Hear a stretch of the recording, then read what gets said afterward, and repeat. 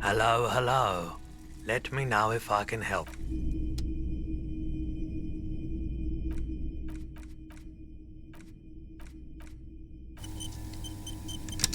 Hello, hello. Sure, let me have a look. Oh, no. I don't like those kinds of objects. No sale. Aphotic paths, counter-radiance networks, anti-magnetism. It's darkness. That's all I know. You have absolutely no idea what aphotic paths are, but the tattoos on the man are not that. Another time, perhaps.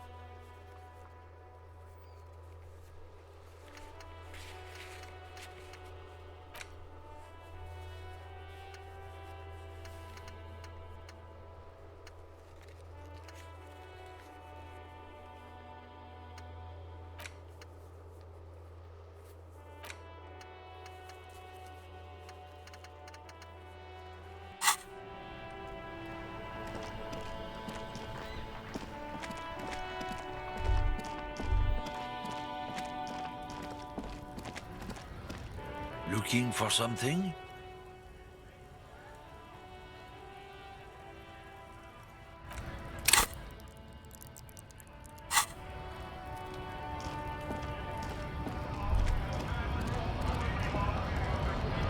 Right to work!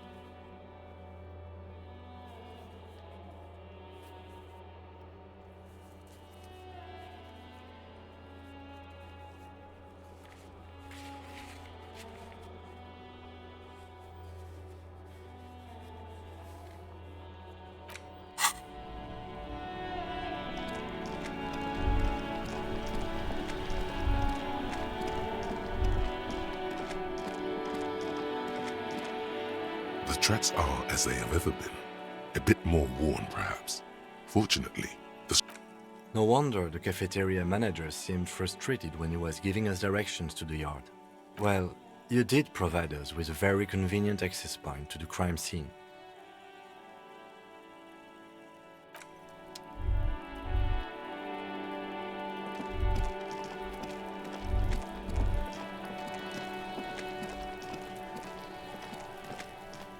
What do you see?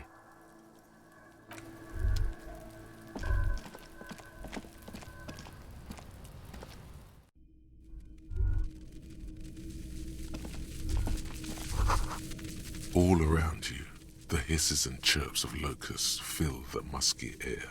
The earthen floor of the shack has been shaped into mounds of mud, dotted with little holes for windows. Like skyscrapers, spires of dirt and sand rising. Accommodations for their insectoid inhabitants. Well, detective, it appears you are on the way to solving the case. The missing locust case, which is a sub-case of the imaginary insect case. So at least that's going well.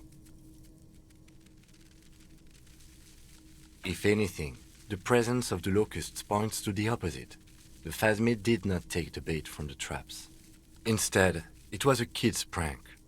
But what do I know? Use your powers of deduction. You knew the bug was nowhere near here. The phasmid is impairing your judgment. Of course, I'll leave that to you. You seem to have a handle on the phasmid trap insect situation.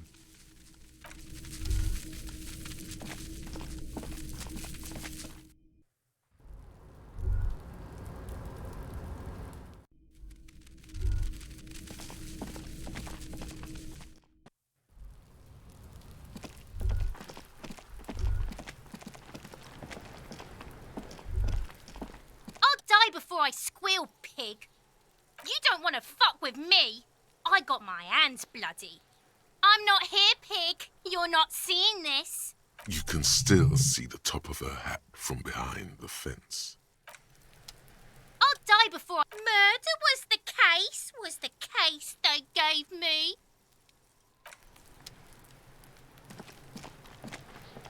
Fuck does Kuno care? The fuck do you want with it? Good call, Pigmeister. Don't Kuno doesn't...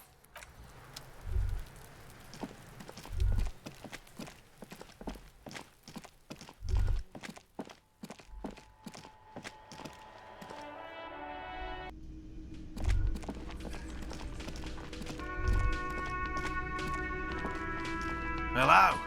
Lena and I were just discussing the design of What the devil is a Kuno? Why would he be making a city of bugs? Oh, my dear Morel, you've been an old man for too long. Kids love to torment insects almost as much as they love to torment old folks. Oh, you've been such a dear to us. Please, let us know if the kids can stop hampering us. I have a feeling we're getting so close. Well, I see you've got all the help you need. I'll see you tonight at my place. Let's play suzerainty, but no more field trips for me. After this is your last chance to talk to Gary. Really, Gary? We're getting somewhere here. I'd love to play suzerainty, but... Lena, I'm sorry, but you're not getting anywhere. It was some kids. I know the little mutants around here. Leave anything out in the open and they'll steal it, even if it's bugs. Morel, it's been fun, really, but I need a bath and I have deliveries to handle. When this tea is done, I gotta run. No need to apologise, Gary. You'd be more than helpful. We'll have to take a rain check on that game of suzerainty today, though. We're gonna follow this through. Always a pleasure to see an officer of the law. I mean, officers.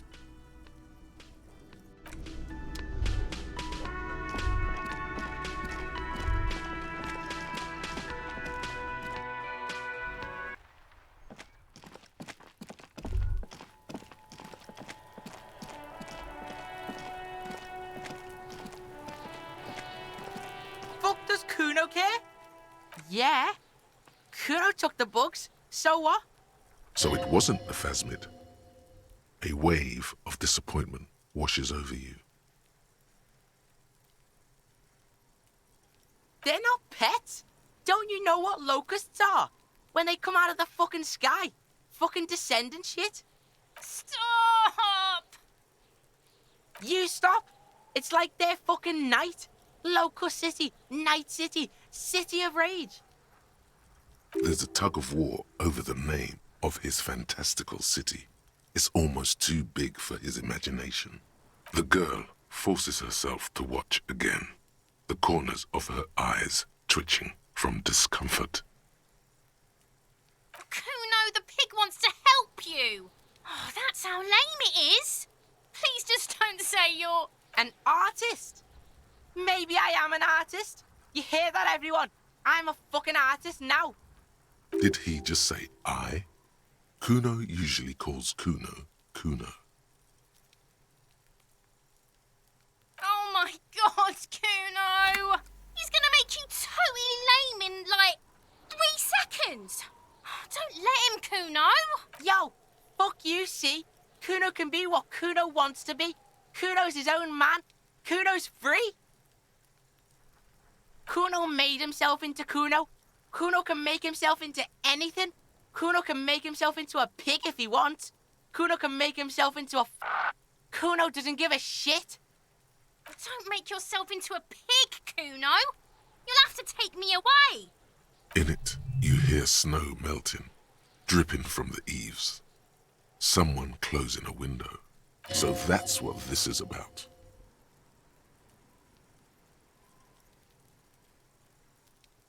I don't believe you. For once, the boy is lost for words.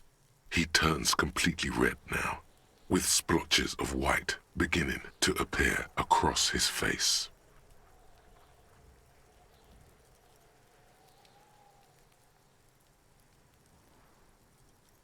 Kuno's gonna let the fucking locusts die. It don't mean anything. It's shit. Kuno just likes to focus. Kuno likes to concentrate on shit. Build shit when he's zipping hard. Fuck. Pig, you really shouldn't have fucked with Kuno City. Now it's all fucking lame. I don't give a shit. I don't need the locusts anyway. Shit is all lame now. C was right. The girl's face appears again, above the fence, just long enough to make eye contact with Kuno. The fuck are they trying to catch anyway? With the traps? He recognizes the name. Bitches think Kuno doesn't know shit. The fuck out of here. Kuno's tired of this shit. There's silence between the two children. They're not saying anything to each other, nor looking in each other's direction. Why does art inspire you so much?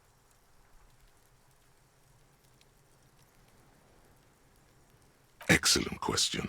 Art is a diverse range of visual, literary, auditory, and performative creativity.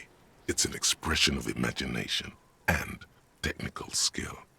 Additionally, it's history, criticism, and pure enjoyment.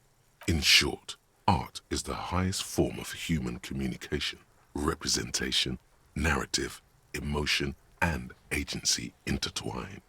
Have you looked in the mirror lately? You have the exact features of a savage art critic, with that beard and those clothes, disheveled and prophetic. Perhaps you should try to critique architecture too.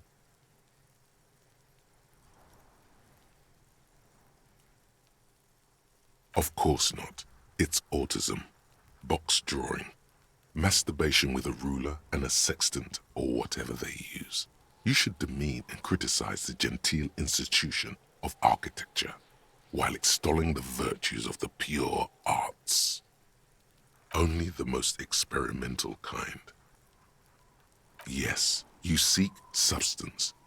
No vapid representations and reproductions of social mores as made manifest in stuffy biennials. We're talking real, living art here. Become the art cop. Half art critic, half cop.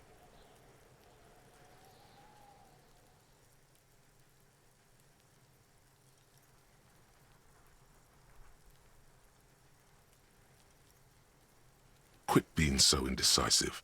What are you going for here? Some kind of indecisive and camp aesthetic now? Strike a bold shape here. Go art or go home.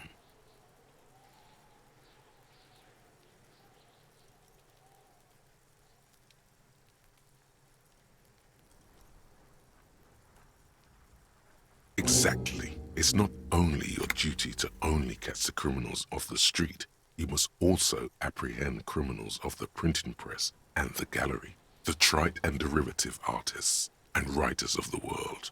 Go ahead and provide savage criticisms, art cop. The world is yours to rip to pieces and reassemble.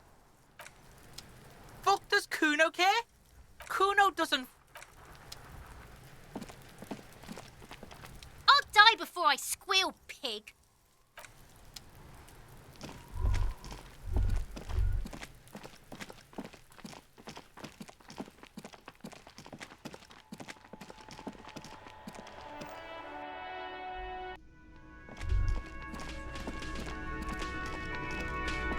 Hello. Lena and I were just discussing the design, so it was just a child. Thank you for telling us, sweetie. This is good news, right? It means we can try again. She acts chipper, but something's changed in her tone. A hidden worry. Yeah, you're right. We just need to restock the empty trap. Then we'll need to inspect the traps one more time. And then maybe we can.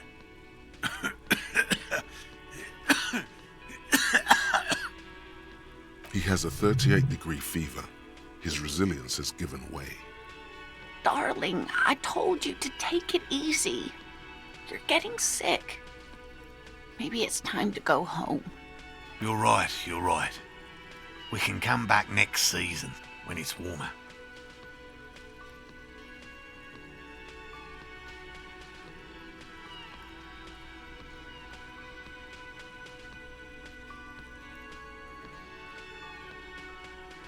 We are getting really carried away with this, aren't we? Fine, it's better than having these people get pneumonia on the coast. But after this... He wants to see this tale through, as much as you. Otherwise, he'd have stopped this already. But he cannot let it drag out after this. Really? It's too much, officer. What Morel means is we're grateful for your help. Here's a fresh batch of locusts. They should slide right down the funnel. And thank you again. We will definitely mention you, should this lead to a discovery. I'm not talking co-discovery, of course, but... Wow. Co-discovery. You'd be famous. You'd show them all. This does tingle the pleasure center.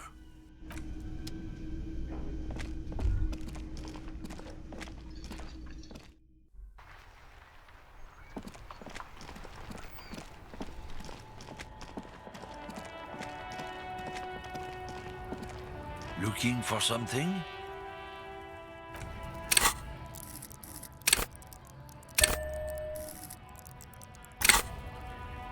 Looking for something?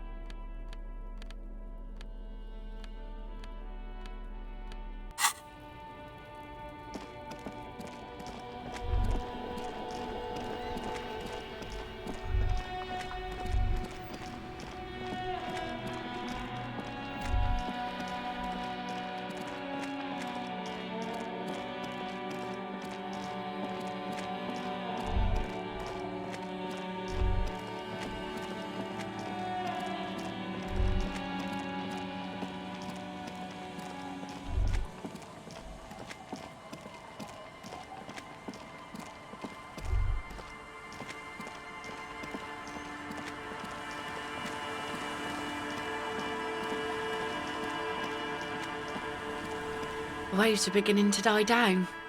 Look at those little bastards.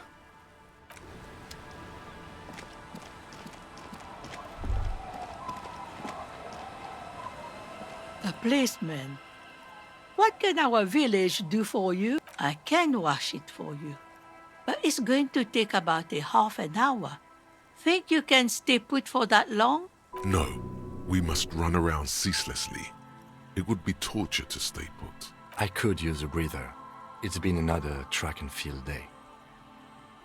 Well, hand it over then, and I'll see what I can do. Must say, I'm proud of this one. It's pretty nice underneath all that filth. I hope you take better care of it than its last owner.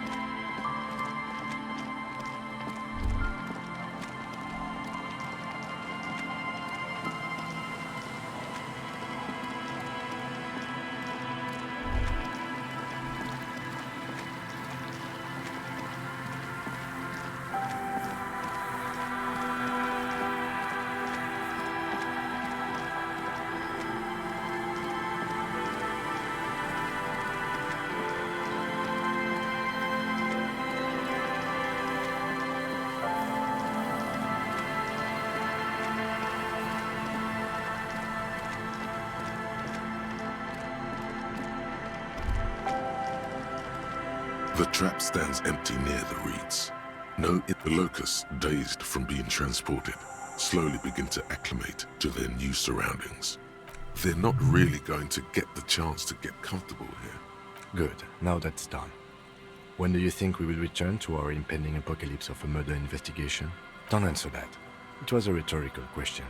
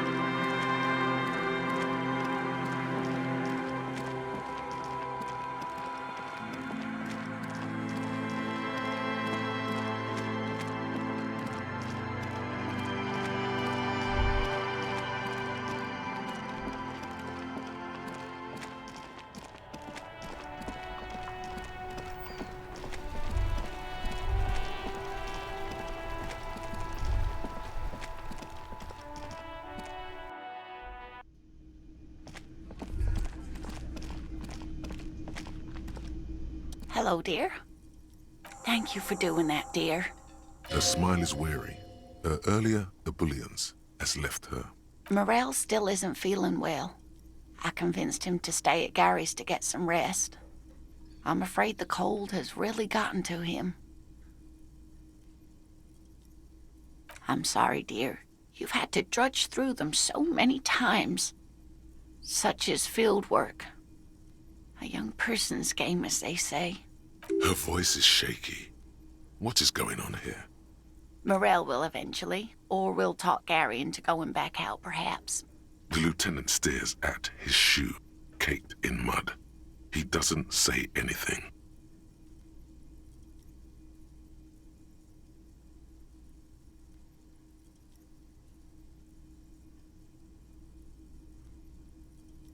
That really is too much, sweetie. Thank you for your dedication, but I can see you're coming down with a cough yourself.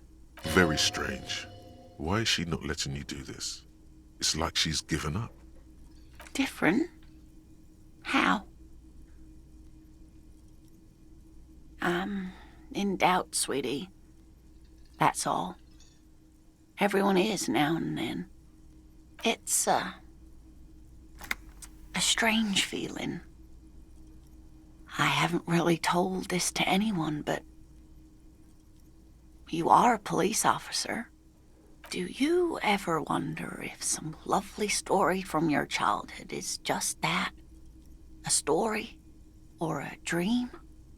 Seeing the Insulindian phasmid was just a story I used to tell people. I didn't really think about whether it was real or not. Morel's so proud of it. He always tells everyone. A terrible sting in the heart. Regret. No, sweetie. There's more to it than that. Morel was so eager to believe my story was evidence of the phasmid's existence. That I'm some queen of the cryptozoologists. That. And for years, his belief made me believe too. That I am a queen? An extraordinary witness to grace. But now, we're both getting old, and he's still working himself sick out in those reeds looking for it. But what if I was just wrong? I think I was. The lieutenant opens his notebook, but doesn't write anything.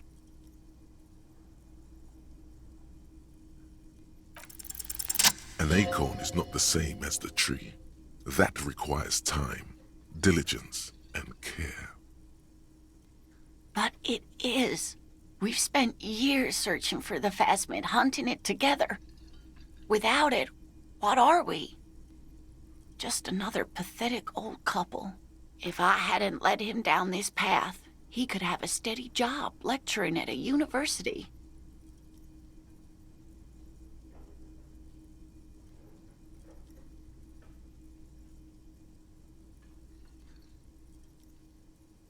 Oh, of course it counts for something. But we've had our hard times too. I was a paraplegic before we met. He didn't know before I arrived, on our first date. If I weren't the queen of the cryptozoologists, if I didn't tell him that story... She has to swallow to relax her throat. It's keeping her from talking.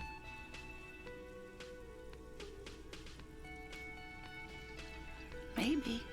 But then why do I not dare tell him? I've wasted enough of your time with this drama. I really must stop talking about it lest I start crying and waste more of your time. What you have to know is the Insulindian phasmid probably does not exist. Let us fools chase our ghosts. There are a million better things to do with your life. Are there? Some of the other things are pretty bad.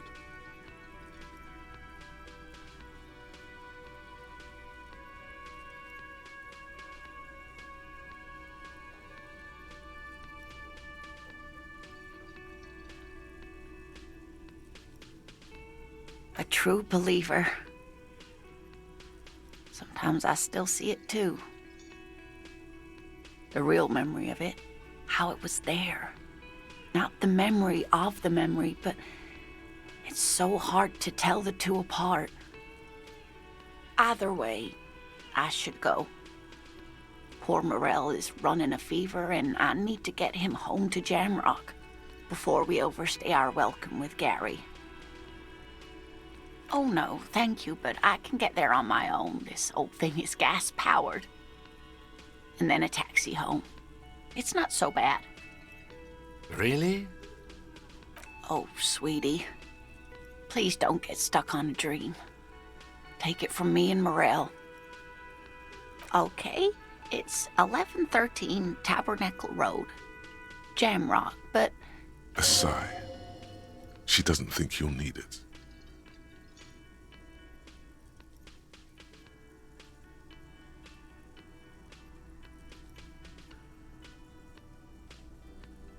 You too, sweetie.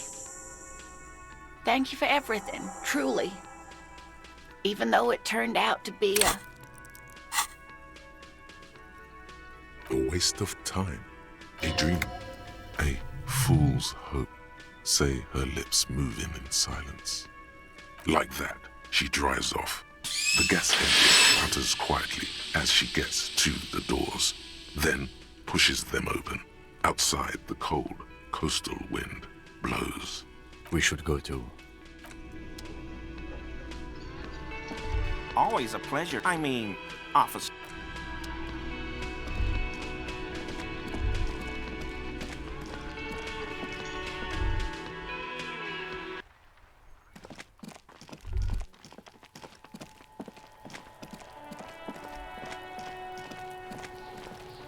Fuck does Kuno? Kuno does.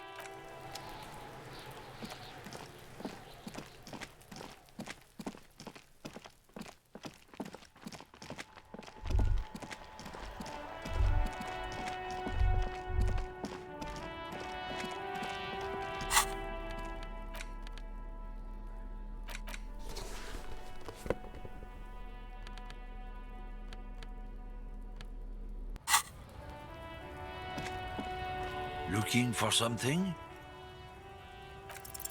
Failing the last time was so demoralizing and puzzling that you just can't work up the rage anymore.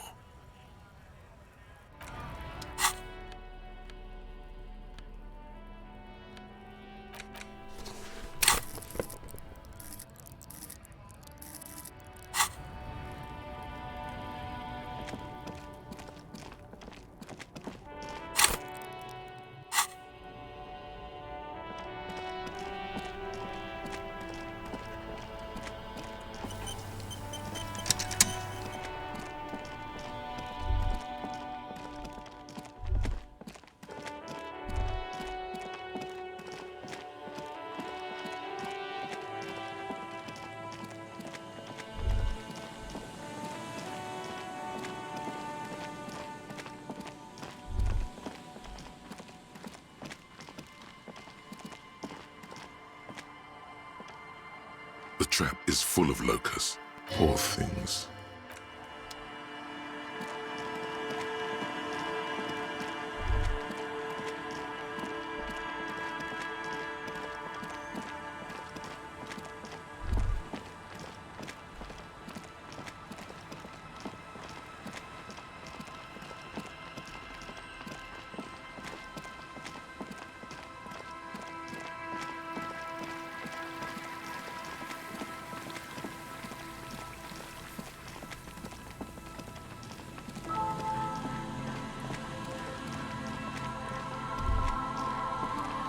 A few locusts trudge along the wall of the trap.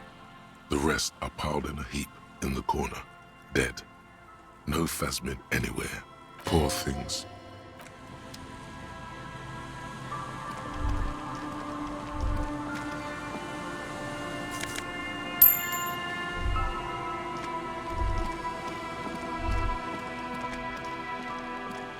The trap is filled with dead and dying locusts. Most of them aren't moving anymore. You still can't see a phasmid anywhere. Poor things.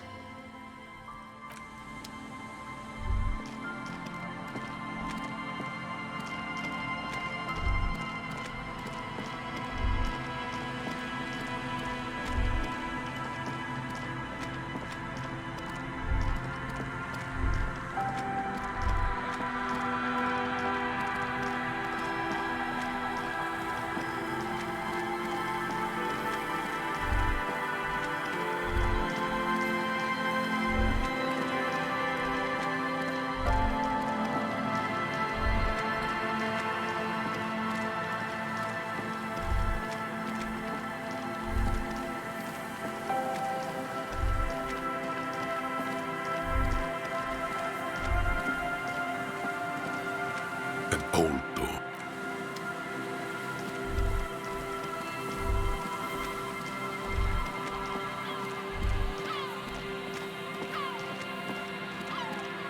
Just dead and dying locusts, and the slow swaying of surrounding reeds. Poor things.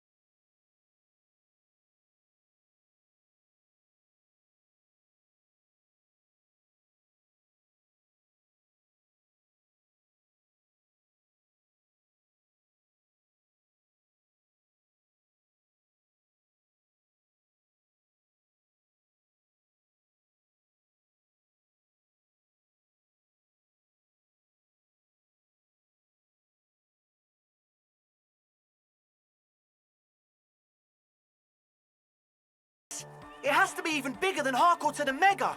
It has to be bigger than the scene. The Amnesia. Like the... I can't remember the name of the club, Amnesia. Amnesia! It's not Amnesia, guys. I don't. Good. We have too many opinions anyway. I wouldn't. I wouldn't build a club, and I wouldn't name it either. An underground place with no name? Sounds like something the Crabman would say. We're not going with anything the Crabman would say. Why not? The Crabman has ideas, Estelle. Ideas from another level of consciousness. I don't care. I don't like the Crabman, and I don't like his ideas.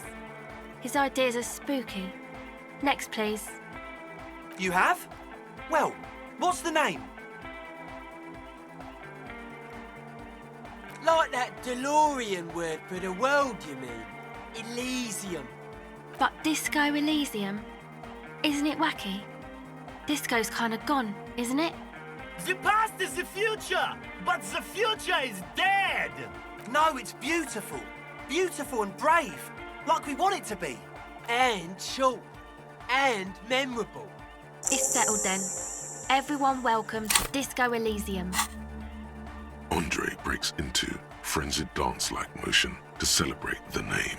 Someone turns up the beat. You should go with the flow. Join in on the experience. It feels good. It feels right. But what is this? What is this thing that Andre is doing with his limbs? I'm dancing. That soft core gyrating is supposed to be dancing? Yes, my man. Talk? What is there to talk about if you can express yourself with moves? Audio waves thump against your ribcage. The speaker setup makes everything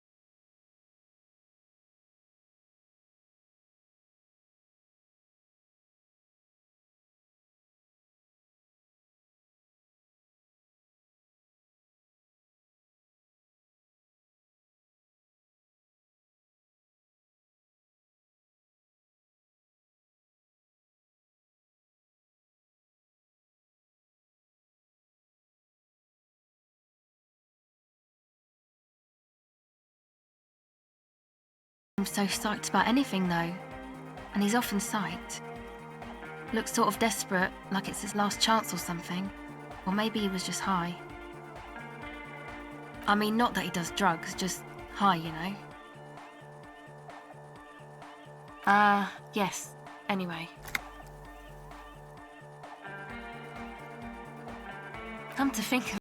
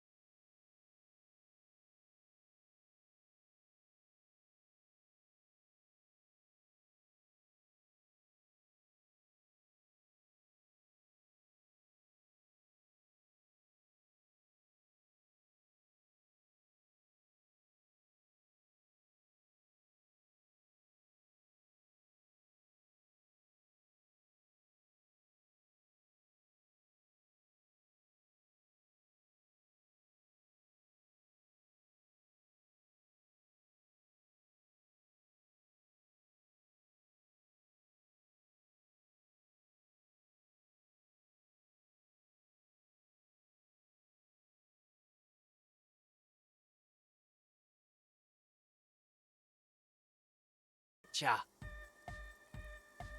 Hard of core.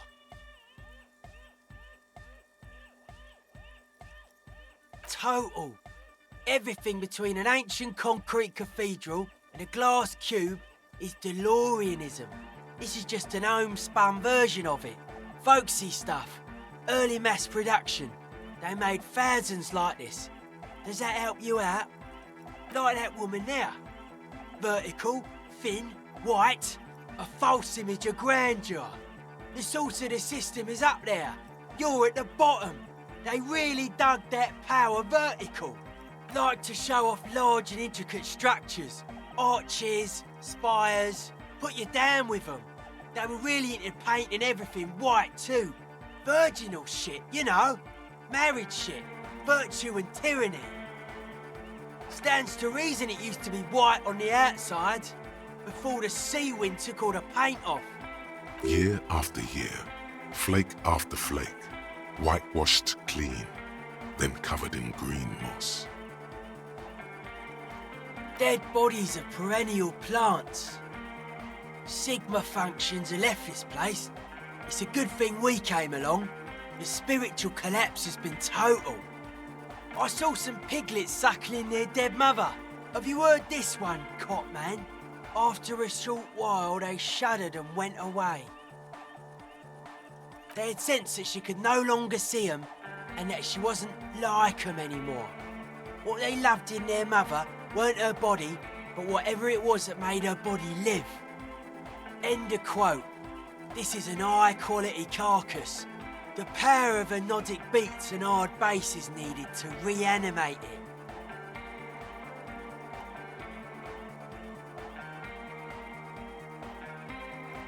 A Sarais man who lived a long time ago, an ancient hardcore brother. A 3,000-year-old tyrannical regime of history, built and maintained by hundreds of generations of self-appointed intellectuals. It's false core.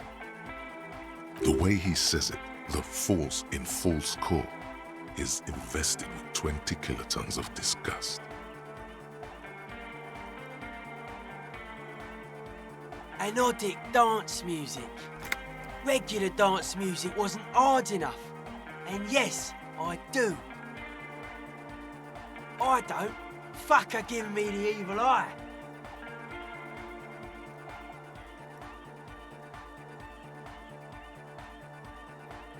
You defend her, law minion. She was a mass murderer. What's up with that? Mellow, man, mellow. No one's a mass murderer. This is a house of love. Mass murder on the floor!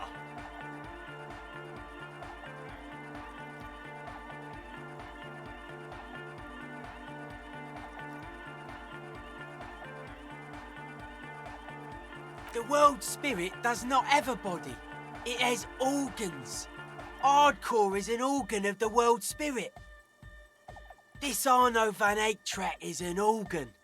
The carpentry and glass cutting that built this house are also organs. She's a thief, if you ask me. An organ thief. All innocences are. Humanism leads to eating sugar and pigs. Humanism was invented to mass-produce billions of humans. Billions of humans can mass-produce hundreds of billions of pigs. And many, many more tons of sugar. She liked games. Her legacy, the thing we live in, isn't real life. It's a strategy for some kind of victory against a long-dead opponent. But, yo, I'm only annoyed. What do I know? I like this question, Cop Man. She did not live the life of a human. She lived like someone who's playing a game. The life of an operator. That's not the life that humans live. She was adored. Humans aren't.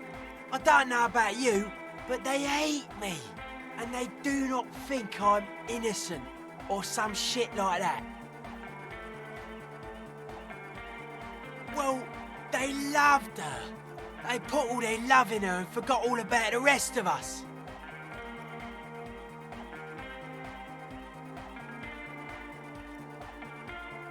She invented the beauty you're feeling. Seeing her glass cutters and iconographers, you set the standard, all right. Then you meet it. It's effective like that, but it is also very soft of core. That so-called beauty of hers.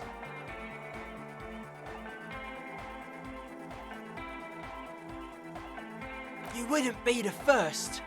Millions liked her. She's got those mass-murdering lips. What a strange choice of words. Caustic, overflowing with negativity. That can't be healthy. What's happening here? Why do you keep coming back to this window?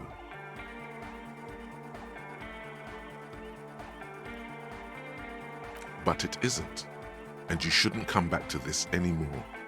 This should be the last time. Stop talking about that damn window, please.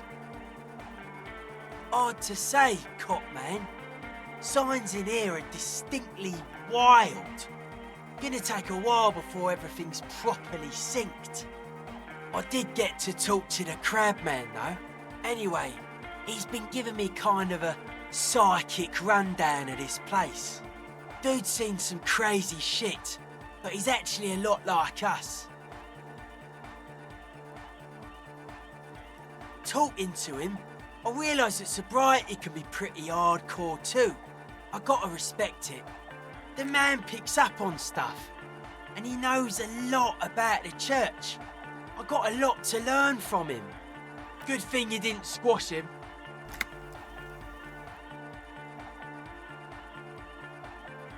The Crabman's been lurking here for a while. He's experienced things. Things that give off bad signs.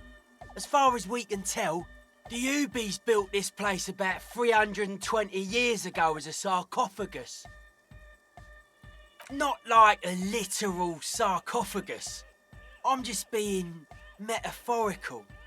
Encasement, confinement of something they were afraid of. Something new and unheard of on the Isla. I think that's what the Crabman is experiencing when he climbs around upstairs. Like, this is some old world shit the Ubies had heard about. I thought the best way to deal with it was to build a church surrounding it to contain it. I don't know, and it's not something they properly understood either, what it does. But it's what this Sona person is looking for and trying to measure. It'll be fruitless though. She won't be able to measure it. People like that always want to measure everything. All those things they really can't. Seems to be the trend around here, doesn't it? You can't measure shit like this. It's not like substance. Like a concentric ring spreading out. The struggling villages. And that is what caused the communards to fail in defending the beachhead. Yeah, a lot of failure has gone down around here. I don't know. Maybe, maybe not. It's not a thing we can answer, Cop Man. Even I have limits. I'm a limited size person. Maybe you can figure things out, Cop Man. I think we got on a good level here. The signs are syncing up well. Suspicious people are esoteric people. We don't go around spilling everything to Johnny Law. They don't call me Noid for nothing. It took us setting out for this whole enterprise to get our signs synced. It's short for paranoid.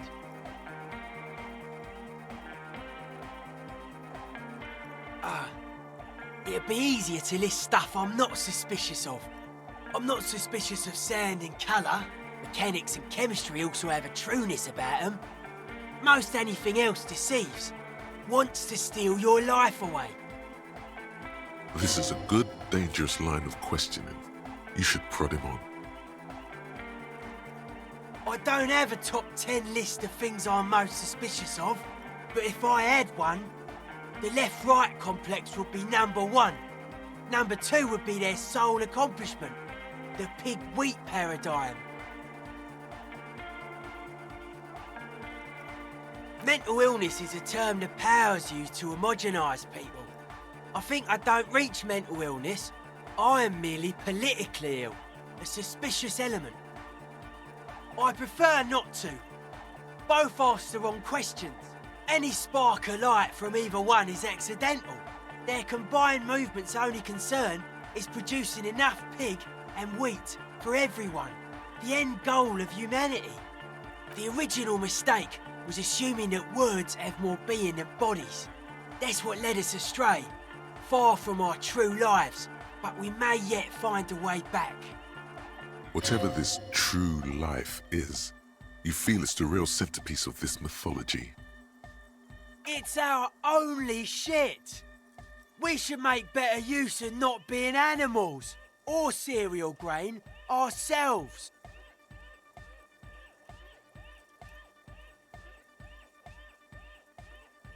Yes, having food is means to an end, but the left never talks about the end, only the means. Caps are likewise suckers, constantly sleepless in worry. His eyes flicker. The life is true if it's free from fear, an internal division among oneself. And others, mankind has seeds of greatness in it.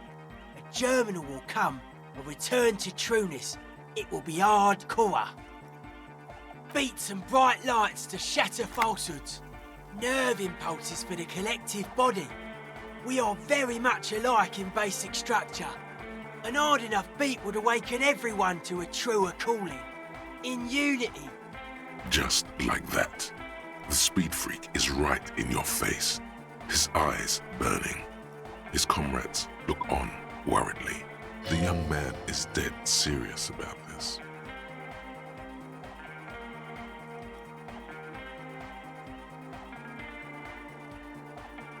Utmost dedication.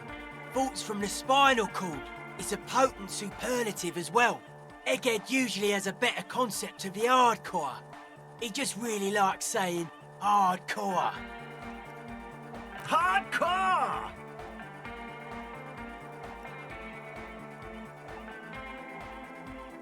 Maybe you're being too specific about it. Try consulting with your spinal cord. Many non-Occidental cultures share a beat at their art. Thus, they are closer to true hardcore life. There's just never been enough of them, and they had to rely on some extremely basic percussion. Oh yeah, sure thing.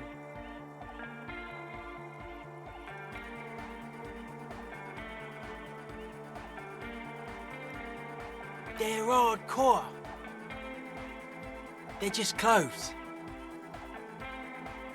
It's just a style, you know, normal hard style. Anyone can wear it.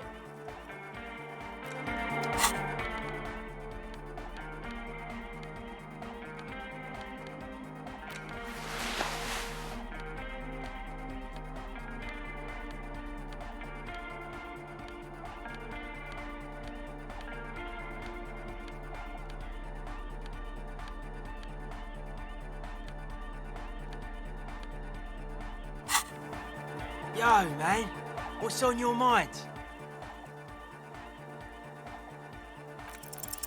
Aggressive, monotonous, but also somehow sacrum, primitive, yet futuristic, like a machine man. Nothing exists but the here and now. All are one purpose. All you've managed is a list. The parts don't form a whole.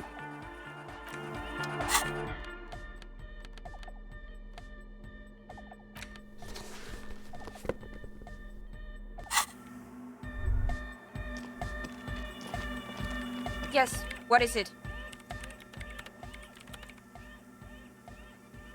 What? What did you say? I can't hear you! The music is too loud! Oh, the project! It's not going well! There's that guy! I need him to plug a 3.5 cable into the auxiliary input so that I can route the audio signal through the mixer into the speakers. He doesn't listen to me! He only ever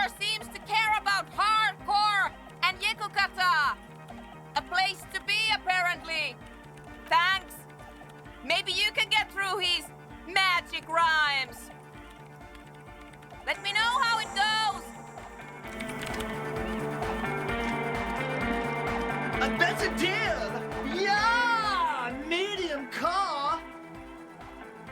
To the Mega! Yeah! I can route it through auxiliary! What kind of a cable does she use? 3.5 or 4.5? Oh, she uses 3.5. Yeah. The auxiliary lining is 4.5 millimeter. These two don't mix. Oh no, we're going to be in this church forever. Don't worry, I have an adapter for it right here. Hang on, this is a 4.5. We're all good people! Great! Someone got through to him. Okay, let's get it all set up. Can we turn the music off, please? Everybody! Everybody! Don't panic! I'm going to turn off the on-off for just a sec. For a special scheduled event. The on-off will be back, but we're doing something else for one moment. Alright, go tell her that Egghead is ready to rave to her tunes. And then I'll turn off the music. Yes, what is it? Okay, but think you can ask him to turn the volume down a bit? Just in case. Maximum! Maximum is the only way! I know it is, but could you please turn it down just this instance? Just this one time? Maximum is not the only way, okay? Pump it to the brick! Pump it to the hard master! There's no other way! Glue style! See? He pumps it to the hard master. It's hopeless. Of course it is. Yeah! Permanent enlightenment! Ray of sound! Never mind then. Let's get on with our project. I'm going to unmute the speakers on a count of 5. Everyone ready? Egghead pumps his hand up in the air, waiting for the beat to drop. Born ready. Ready. I'm ready if you two are detectives. The lieutenant nods stoically. Not so stoically. His hand moves to the gun holster. Suddenly, your palms are sweaty. The church seems cold and large, somehow. 5, 4, 3, 2, 1. Mute disengaged. No wind outside, no waves, no floorboards creaking. Total, continuous silence. This is unnatural. The woman looks around. In the silence, you see dust move on the floorboards. The driver of the speaker vibrates in the air and then stops. Plasterwork begins to crumble down the walls. In the silence, a low hum starts creeping up your spine. It's a song inside you, not in the speakers, not in the room. A great bass sigh in the basement of your mind. Slowly, it builds until the air around you starts to vibrate. It's out there now, in the world, made manifest. It will devour everything.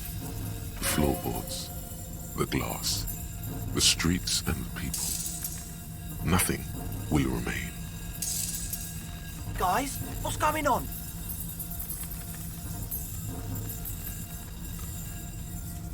It's getting louder. In the basins, the water looks like it's boiling. Hosiana! Mother of Mega! In his mind, a tidal wave approaching from afar, swallowing entire coastlines on its way. Salvation. The beauty and the beat! The future of dance! Planetary! No, Egg! It's the window! In the corner of your eye, the lieutenant steps aside, cautiously, his eyes searching for a possible evacuation route. The window is going to come down. No, the roof! Cracks appear on the stained glass window. Cracks run up the wooden pillars in the dark. Come down to earth! Love! It's shaking the building's foundation. The floor twists. A great pulse arises in your flesh. That's it. I'm muting it.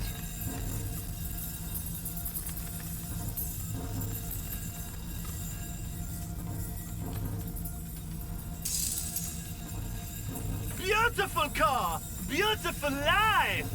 Shit! It doesn't stop. A seal? Have you? Yes, I've turned it off.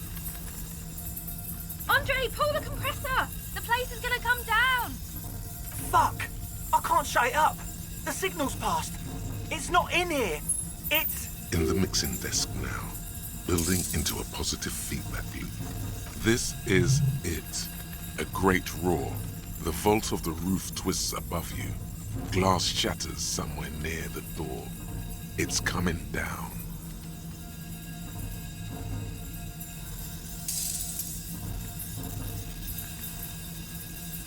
And then it stops.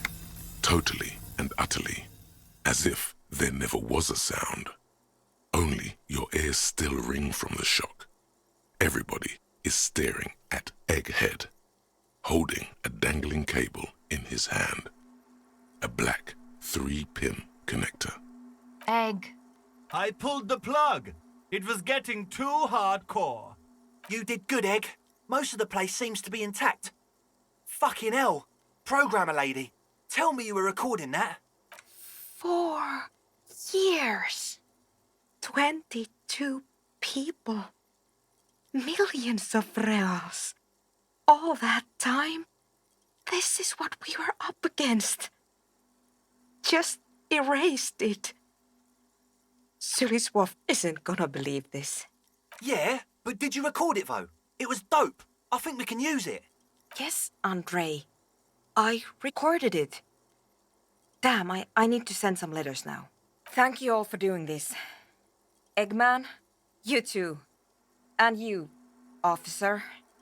I don't know what we've discovered, but I know what it sounds like now. That's a start. It was mathematical information from the anomaly, presented as a waveform. That's what it was technically. Theoretically, I have no idea. I've never even heard of anything like this. Her voice seems muffled in the silent church. It's your ears adjusting after the exposure. Yes, our lead designer. And maybe some of the producers too. And some of the writers. If they're sober enough to open a transmission. They need to hear. That it wasn't her fault. Or theirs. They need to hear about this. Don't worry, I won't send the recording. Although I doubt they have the speakers to produce the frequency anyway. It was very hard not to. I think you're right. There is something going on here. And you need to be very careful with it. I promise, officer. We will not play it again. Stay here. I'm going to stay here with these lunatics. Send letters, maybe meet Suliswolf. Also devise further measurements. I want you to know that's totally chill with us. I don't care, but thank you anyway. Now, I have a theory to come up with. Some kind of preliminary explanation to all this. Or the letter will sound like I've lost my mind. Yes, and we have to get back to stabilizing Martinez. Instead of demolishing it with loud bass noise of unknown origins. Some tiny hard thing lets go in your stomach. You're still alive. You have an explanation for all this. Somewhere deep in you. You just don't have the pieces yet. You don't know enough about the world. But that Joyce, if you knew all she knows, could put it together.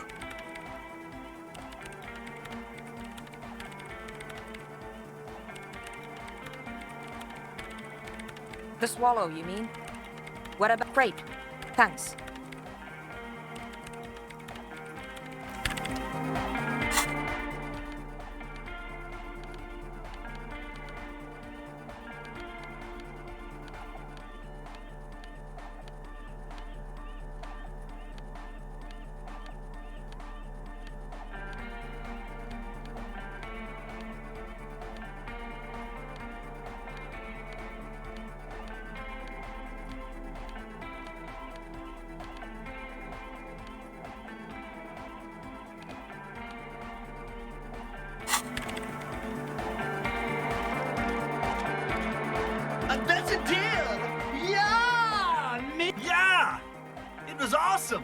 and scary. Very hardcore. Too hardcore, in fact. I couldn't control it at all.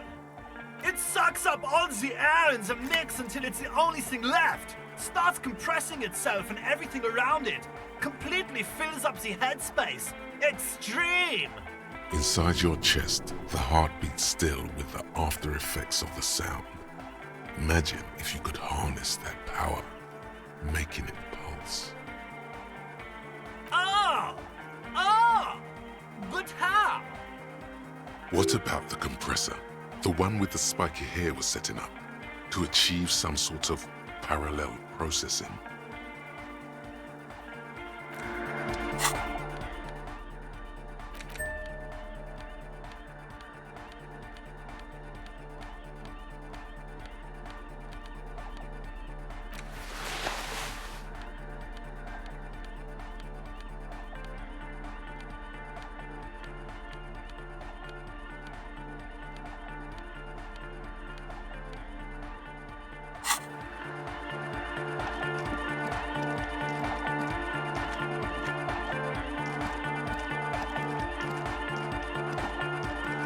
Yo, man, what's on your mind? Dead body, spirit entered, the mass murderer. Why? Okay, sure. Welcome back.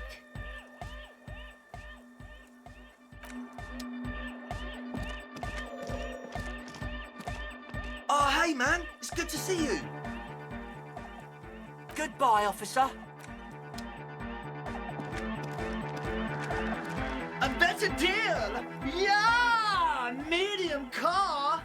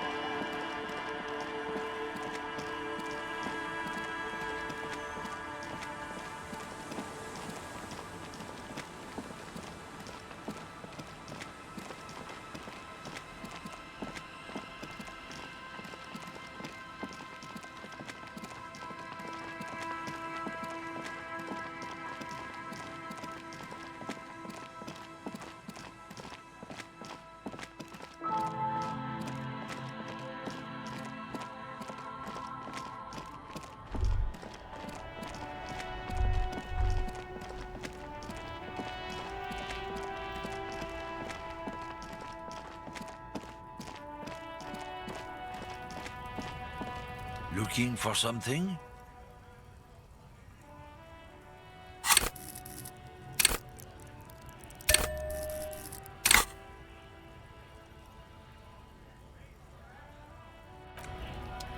Looking for something? Men like this only respect two things: strength and fear. Time to turn up the volume.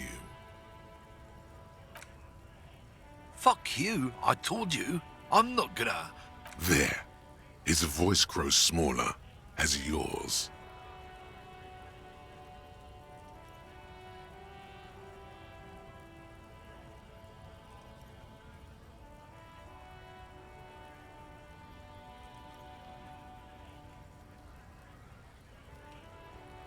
Look, fuck you, man. It's some lorry down there. Green, banged up thing. I don't fucking know who she is. When did she go away? I don't know. I don't even know her name.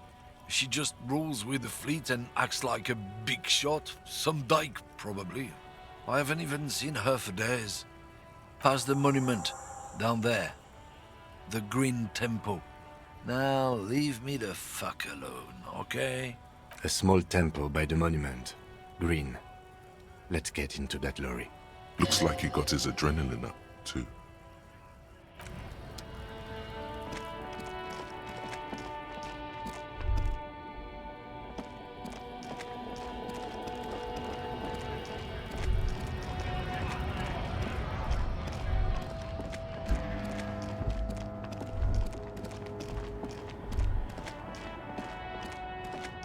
This screen found A to Z, Contemporain, is parked in the shadow of the ruins looming overhead. It's seen better days. This must be the one he told us about, unless he was lying. The glass on the side windows is tinted and covered with dust. You can barely make out the shape of a seat and 2 steering levers. Posters cover the small windows in the back. You can't make out what's on them. The door is locked. The handle looks shiny, like it's recently replaced. Use the pry bar to smash the window. Open it from the inside. This has been hard enough. No need to make it any harder.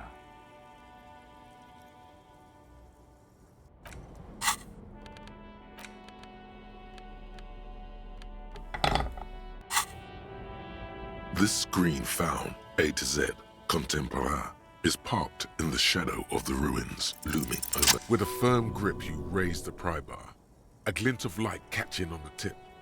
Call down the hammer of truth and justice. Release your secrets, lorry cabin.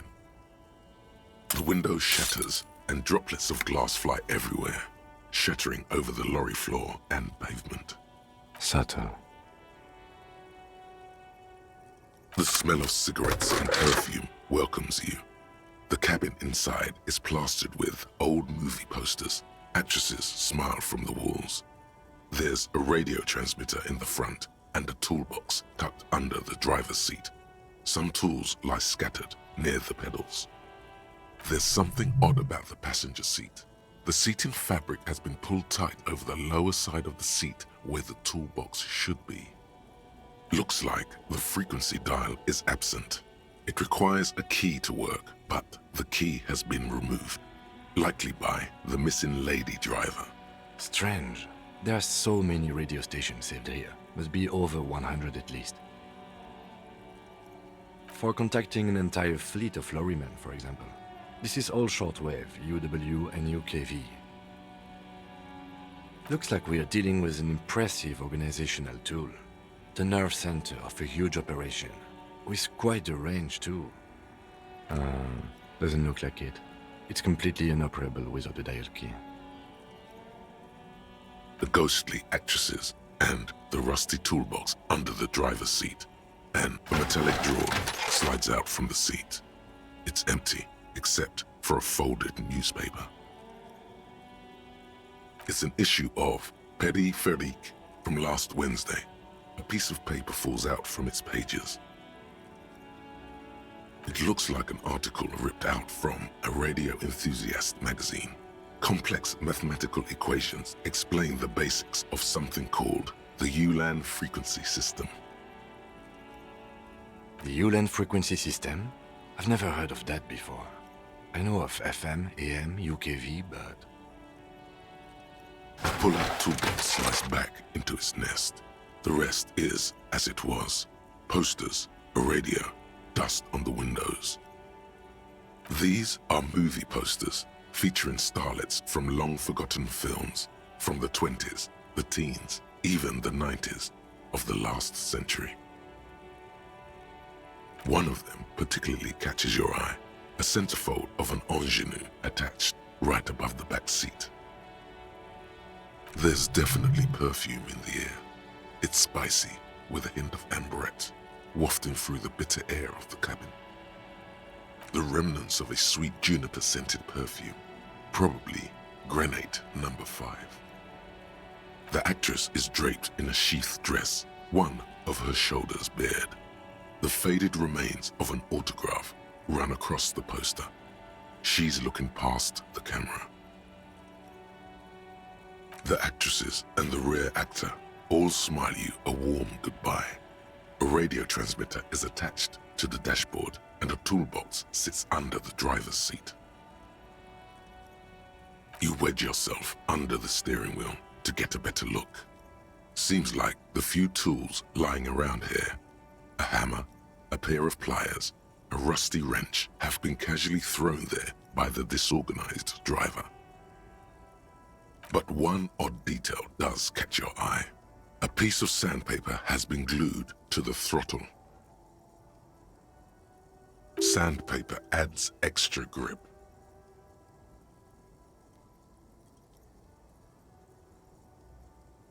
Sandpaper? A novel technique? Yes?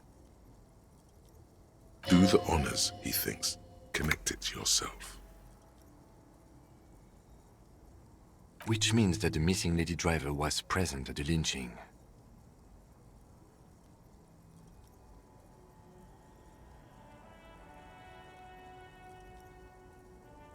Now we know for certain who's the missing eighth person at the lynching.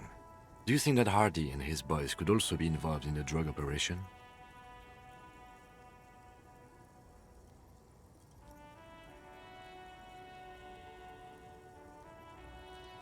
Understood. We should still go and see what Titus has got to say on the matter. Are we finished with the lorry?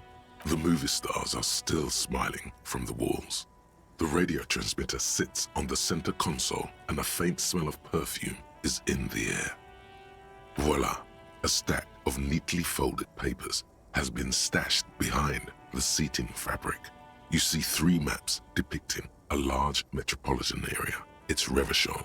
Some of its routes and highways have been outlined with a pen. Bonne prise.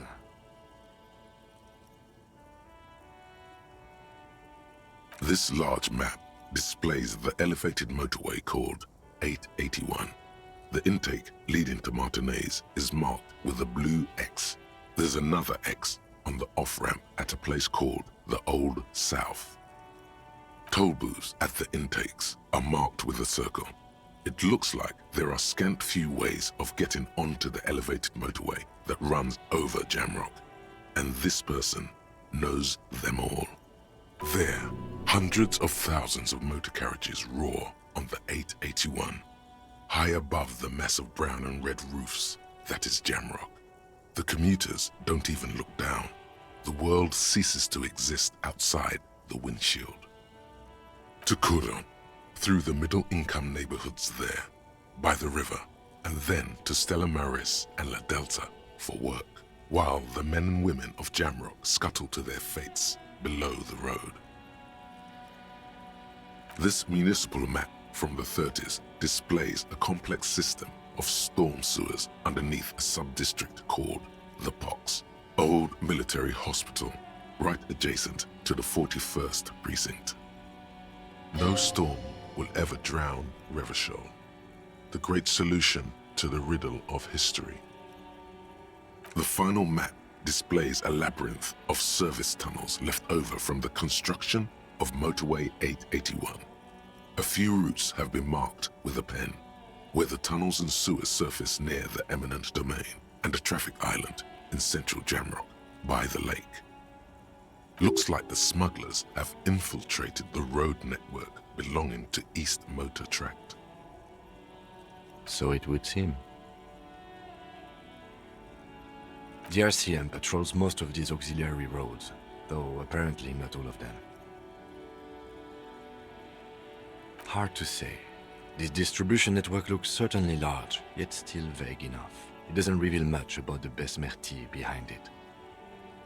The Besmerti is a Revacholian crime syndicate. They see themselves as the inheritors of the 14 Revacholian Indo-tribes, but really they're just violent gangs vying for control on the west side of Revachol.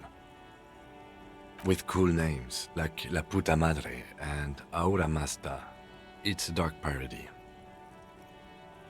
It's definitely not the Union. They just do some logistics. This operation has spread everywhere in Jamrock. If it's that widespread, then Madre remains the most likely suspect. Here's bad news.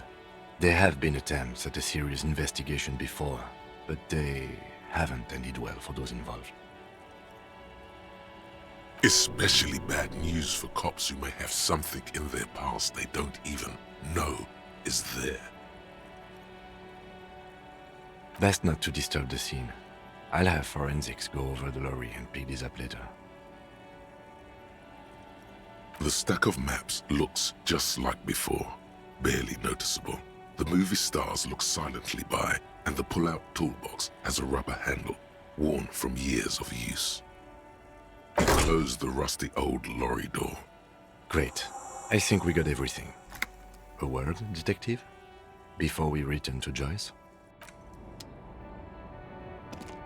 All right, We've finished here. Let's quickly debrief and go over what we found, so we don't do it in front of the company rep. Honestly, I'm quite worried by what we've seen so far. The evidence seems to point to a rather extensive and well-organized operation. I'm especially intrigued by that radio transmitter, particularly the sheer number of stations it can connect. Looks like this alleged drug trade casts a wide net. This means it's well funded. Technology like that, a major player must be financing it. I'm not sure what the ULAN frequencies are all about, but they may hold some significance. Perhaps it's a better way to connect between fleets while avoiding frequency bleed, or maybe it's used to tap into RCM networks. Listening in on your calls between you and your station, a worrying prospect. Oh, and the maps we found. They reveal the geographical extent of the operation. Looks like they've used abandoned tunnels and access roads to stay hidden. This is useful info. And last but not least, it looks like the Hardy Boys knew this driver, as we know that she was present at the lynching. This may be the Union connection we've been searching for. The probe and the case converged, he thinks. This was quite the find.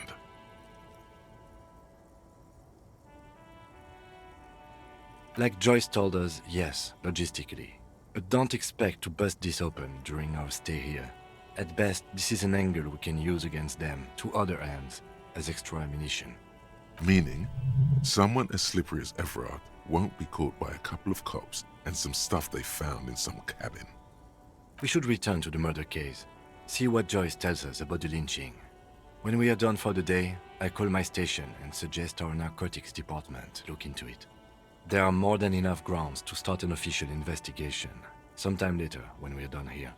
We do not want to get caught in that. The fact that one hasn't started already gives me pause. An investigation, I mean. Especially if the Madrid grouping is involved, and I can't imagine they aren't. It's certainly worrisome. All the same, I don't like the idea of internal affairs descending on the matter. That won't help anyone either. Debrief over. After you.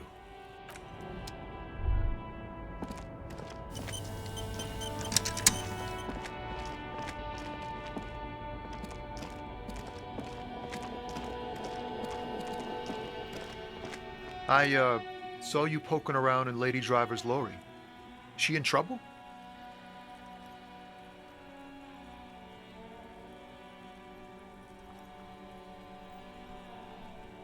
Oh man, that's like a load off my mind. All that stress was messing up my rhymes. He chooses to believe what's best for her. Oh, you know. Tommy Leham's gonna be a musician. Sprechgesang, but with beats. I've got a lot of free time on the road to hone my craft. The correct grammar is Tommy Lahom. Tommy Lam was taken. My real name's Jerry Lafitte. Tommy's way better. It's more him. The man taps his fingers rhythmically against his arm.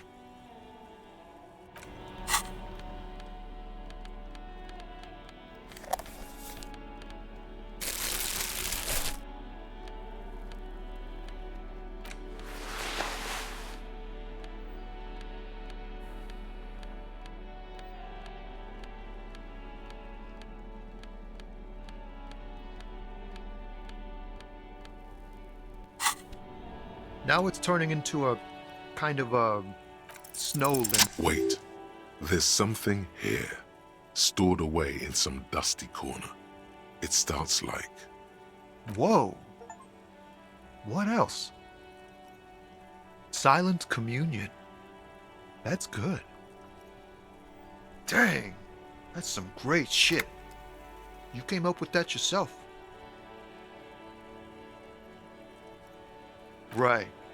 But really, no bullshit. That's great stuff. I sort of want to know if it's yours.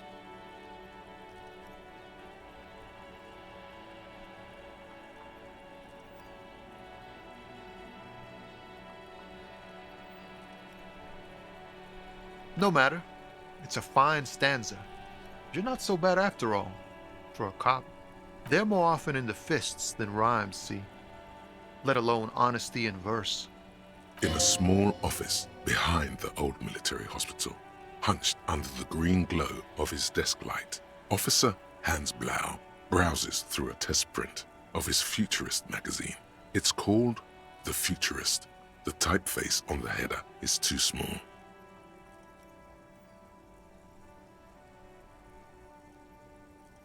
The lieutenant looks at you in silence, a curious look in his eyes, nodding slightly. Well, you've given me some hope, I guess. You found some common ground with this man. Even impressed him. The next time you look in the mirror, though, remember those words.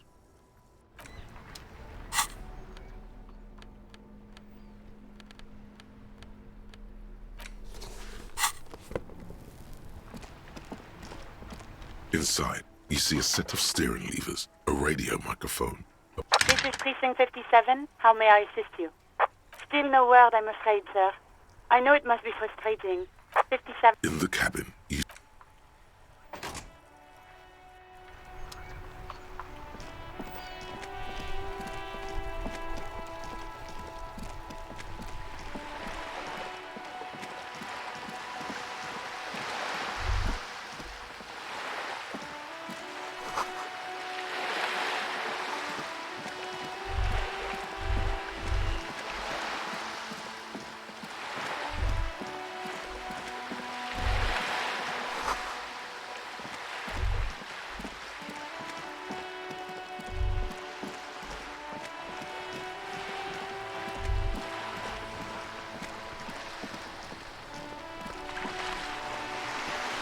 You're back. Good. What can I help you with? Yes, my eyes on the harbour have sent word to that effect. What have you discovered? It doesn't really matter, and I do apologise for the surveillance. Wild Pines can't afford to be blind at a time like this. One of the tall buildings overlooking the roundabout, most likely. That would give them a read on the entire quarter. In any case, it's a relief to know someone has looked into it.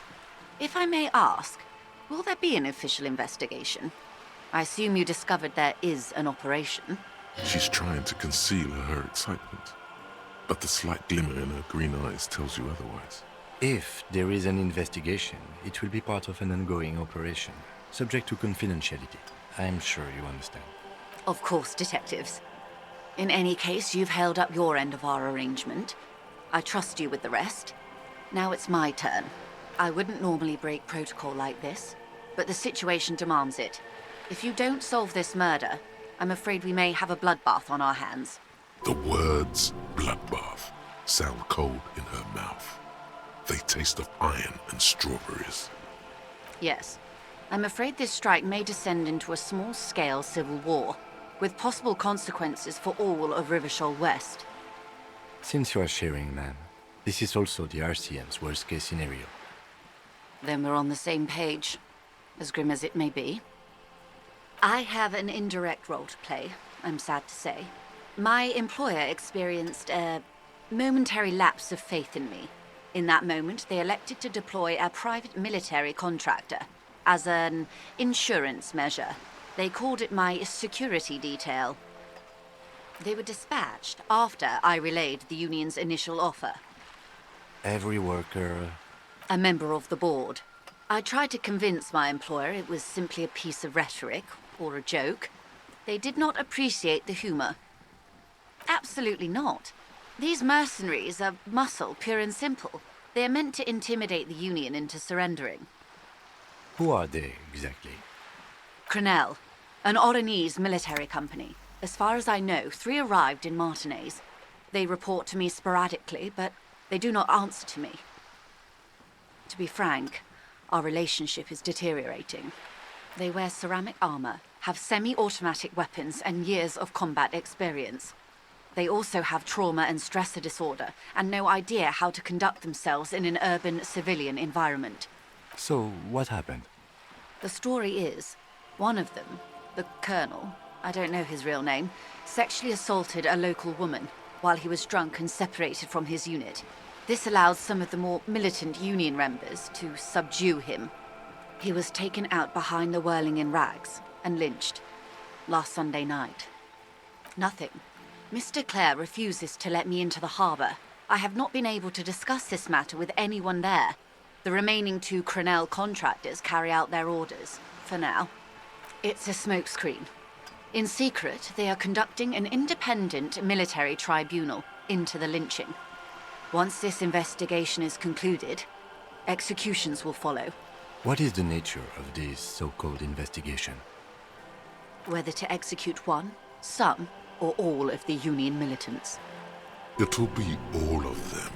The decision is already made.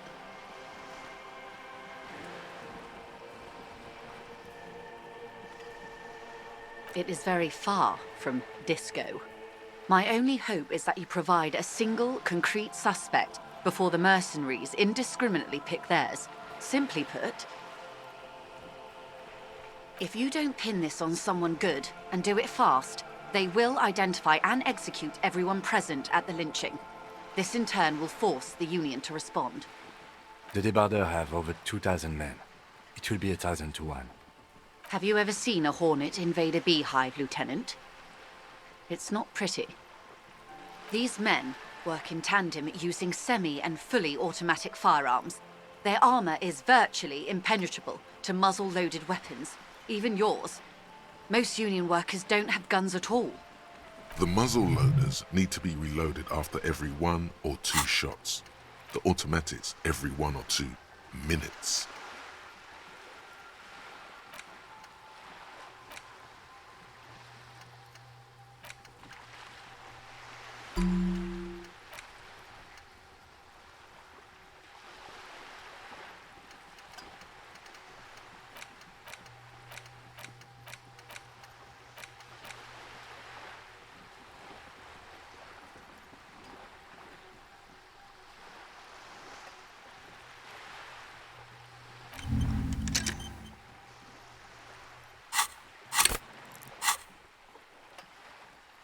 As I said, a bloodbath.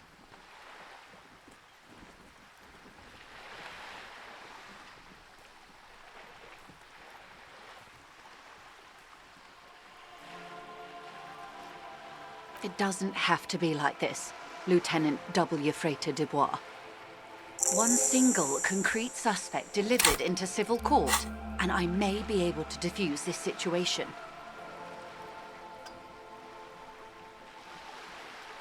Not much. Their public resume is relatively good, as far as private military contractors go. I believe they were once called Downwell. They boast a long list of clients: Saint-Baptiste, Welchman-Lorenz, Eintracht. A warning sign, however. The operations concerned all take place in third or fourth world countries. Guarding facilities, escort missions and such. Meaning they're used to operating in war zones. Yes. All the good conflict corridors, Supramundi, Yesut, the Seminese Islands, countries that don't have a good record reporting atrocious military conduct on their soil. Sadly, no. Before this happened, I had little interest in them. Now that I do, I don't have the resources. If you still have access to the ICP's database, you could run a better background check than I ever could. It may take some time, though. Do you know a lot about the inner workings of the RCM and the ICP, ma'am? In my line of work, it pays to do your research. I was prepared to deal with the RCM. I did not think I'd be dealing with a group like Crenell. I have, and they will. However, these orders take time to reach what is basically a rogue unit out in the field here. Until they do, it's all on us. She's being truthful. She is pressing them as hard as she can. Or he didn't. This is information passed on to me from some teenagers loitering around the canal. I cannot testify by it. The remaining contractors, their tribunal, it's what they believe. That the man was killed because he assaulted a local woman. I've asked around a bit, This seems to be the accepted story around Martinez. The lieutenant consults his notebook, his eyebrows knitted in concentration. Odd. We haven't heard any reports about an assault in connection with the lynching. Where did it take place? Last Sunday night, at the Whirling in Rags, the hostel by the gates. Supposedly, the colonel was drunk, maybe on narcotics too. Either way, he's alleged to have sexually assaulted a woman. Sometime later, a group of dock workers got their hands on him. That's a good question, officer. I don't have the slightest idea. As I said, it's a rumor about a rumor. In any case, it's what the colonel's remaining colleagues believe. You meet her soon enough, you feel? If you mean did I see him alive, yes. But I did not know him. You don't know how you know. It's not written on her face, nor in her voice. But she had sympathy for this man. Liked is a bit strong. He was the most charismatic among them. He handled all the talking. His departure left a major gap in the group's communication skills. Lely, his service name, a nom de guerre, most likely. He wouldn't divulge his full name. Only one of them did. A bad sign if there ever was one. One is a man, Corty, they call him, a nickname as well. The other a woman, Phyllis DePaul. Corty is the gunner, I believe. DePaul is a radio operator. What would you say was his eye color, the deceased's? She closes her eyes, trying to picture the man's face, then shakes her head. I can't remember. The lieutenant was testing her, asking a small detail first to see if she knew him better than she let on. She passed. That's all right, ma'am. Anything else? Nationality? What would you say was his age? He was 40 or 50. It's hard to say which. He had a combat injury on his lower jaw. It made it difficult to estimate his age or gauge his facial expressions. Indeed, this matches the dental reconstruction we saw on the body. What else? Nationality? Accent? He was Occidental, I think. Light brown hair, a mixed accent, Oranese, or Messinian maybe. His injury gave him an accent all his own. In a way, it was humanizing. He had to learn to speak through it, through the injury. That's all I know, I guess. I only met him once. They've gone to ground, as it were. I don't recommend seeking them out. For one, they're almost certainly armed to the teeth. They don't have the same respect for the Revachol citizens' militia as I do. To put it bluntly, they think you're vigilantes, ghetto savages. It will not be a fruitful meeting. You're likely to run into them eventually. When that happens, I'll be in a better position to mediate if I don't appear involved. One is obviously the scab leader at the harbour gates. The one chanting the idiotic slogans. He's barely maintaining his disguise. The other has a vantage point in a building south of the roundabout. They were keeping tabs on you while you were canvassing the lorry drivers. That may be so. I still hope you heed my advice. There's no need to kick the hornet's nest. For all your talk of averting this catastrophe, the situation at the gate is a powder keg. Does this not bother you? Of course it bothers me, Lieutenant. But my hands are tied. How would my employer react if it appeared I were intervening on behalf of the Union? Your concern may be appearances. Ours is keeping the peace. That would afford a good vantage point. In any case, it's practically inaccessible. Where is your radio for contacting them, if I may ask? Do you have an earpiece? Heavens, no. I'm not an undercover agent. There's a shortwave at the ship's wheel. I hope I can answer it better. Until the executions start. Truthfully, I don't know. It depends on their progress identifying the members of the lynch mob and their impatience. They don't report their progress to you? Not on this matter. I'm afraid they consider this a personal initiative. It's a matter of days, not weeks. I am sorry to have been the bearer of bad news. If there is anything else I can help you with, please ask. Of course. Excuse my hesitation before.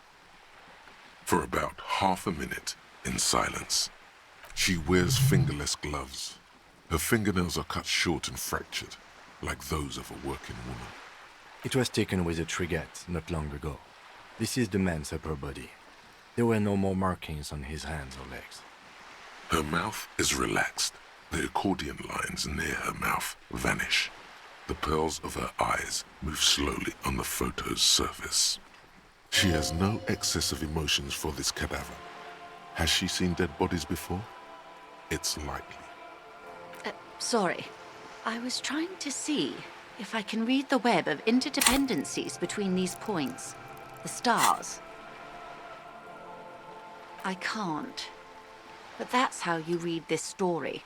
The points themselves don't have letters, numbers, anything. Their size, location on the body, and distance from each other tells you what they represent. Close. Port cities. This is an Oronese map of the waterways, a sailor's tattoo worn by wayfarers of the Dolorian century. Over 300 years ago, the sailors would mark their bodies to map their travels. The sailor's soul would use it to fly back home if they should die abroad. This is a sort of contraption to be reeled back in by.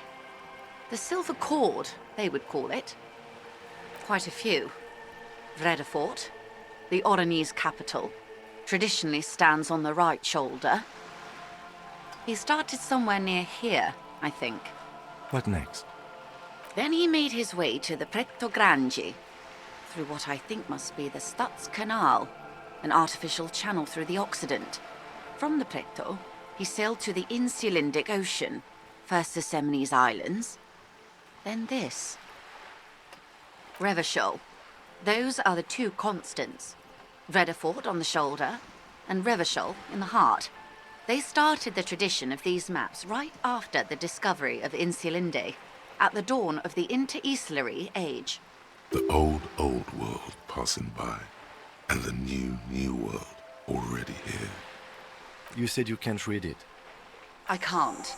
This man was no sailor, and these are no ports. I can understand geographic fragments, but not their meaning.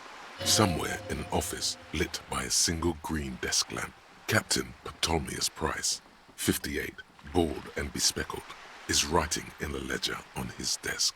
Rows and rows of days and weeks, laconic remarks in a single column. Patrol, case, vacation, injured. In Martinez looking into Krenel, he writes in one. Then the man puts down his pen and rubs his temples with both hands. Outside there is a siren. Distant gunshots on the streets of the Jamrock Quarter. That makes sense to me. We have no more use for a map of the waterways, just like we don't need sailors the way we used to. This is what the custom would morph into on the Occident. Mercenary tattoos. For all the boys looking for adventure, a blood spatter on the seas. His platoon members? The other contractors. Though I do not suggest you go and show them that picture. This man was their friend and comrade. It could go this or the other way. Maybe if you're tactful, it could be beneficial. Do what you have to do, Detective Dubois. I don't think deciphering that tattoo should come before public security. But if you should wade into the mob to find out, I couldn't stop you. We will be careful, ma'am. Is there anything else I can help you with?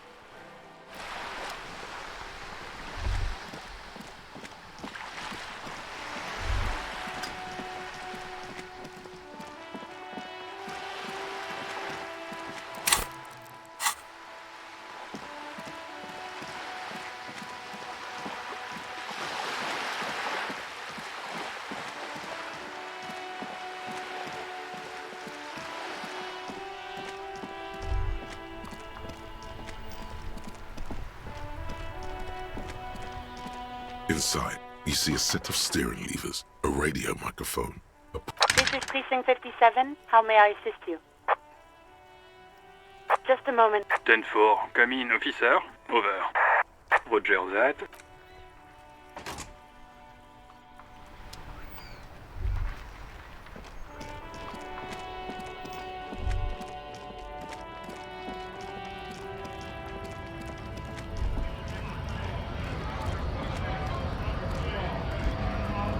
Right to work! Right to work! Shame on you! Hell no. I'm just an honest scab. I won't have talk like that around here. You understand? His neck muscles tense up. The veins on his neck bulge.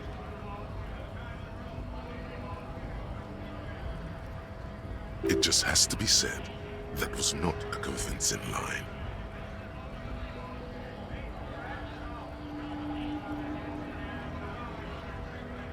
Fucking Mark. You hear a tiny rattle, a small radio, cracking somewhere, an earpiece. I'm going to interpret that as a yes. There's a tribunal, and it won't be long until it's ready. How about you fuck off now, huh? Okay, of course. There could be weapons aiming at us right now, somewhere above, in the buildings. The other merc. Don't push this, he's thinking. This is not the time. The man's breathing steadies, but his eyes are still narrow. Slowly, he's trying to get his right-to-work dance back on.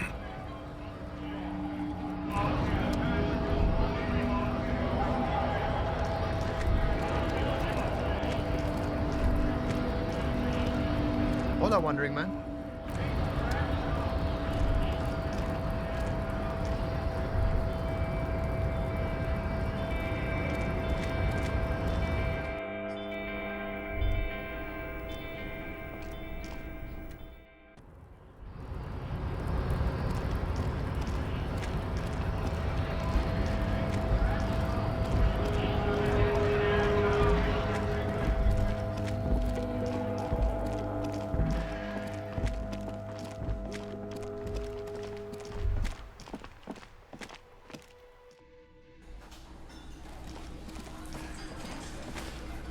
I've got nothing to say to Looks like the circus left town, but the clowns are still here.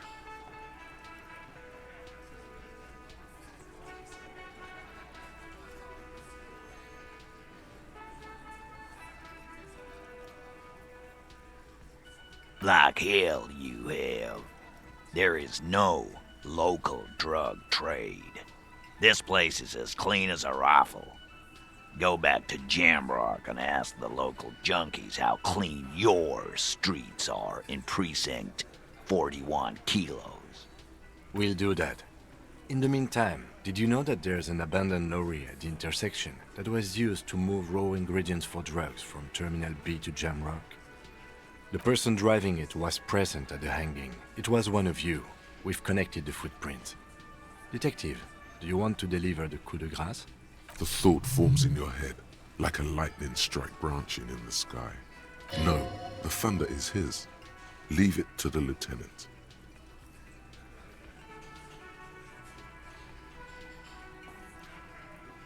Thank you. You're right, Titus. There is no local drug trade, because it's all controlled by you. You're the drug trade. That's a mighty interesting theory. I guess that's what you would need to do, theoretically. A big, strong, state-run monopoly would outcompete the runts on the street. Yeah, man. Theoretically, that's what you would do. To get rid of the gangs, the dealers, even some of the junkies. You would need good, trustworthy people to take their place, of course. Hardy men to run such a monopoly. For the good of the community, of course.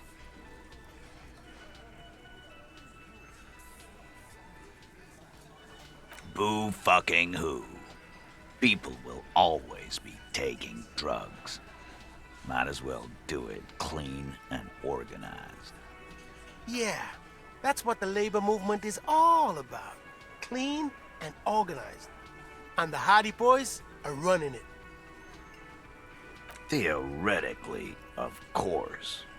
We're just talking politics here. My answer to your drug accusation is, how dare you? Go fuck yourself. Not quite yet, Mr. Hardy. There were 8 sets of prints on the crime scene. There are only 7 Hardy Boys here. My answer is, fuck off.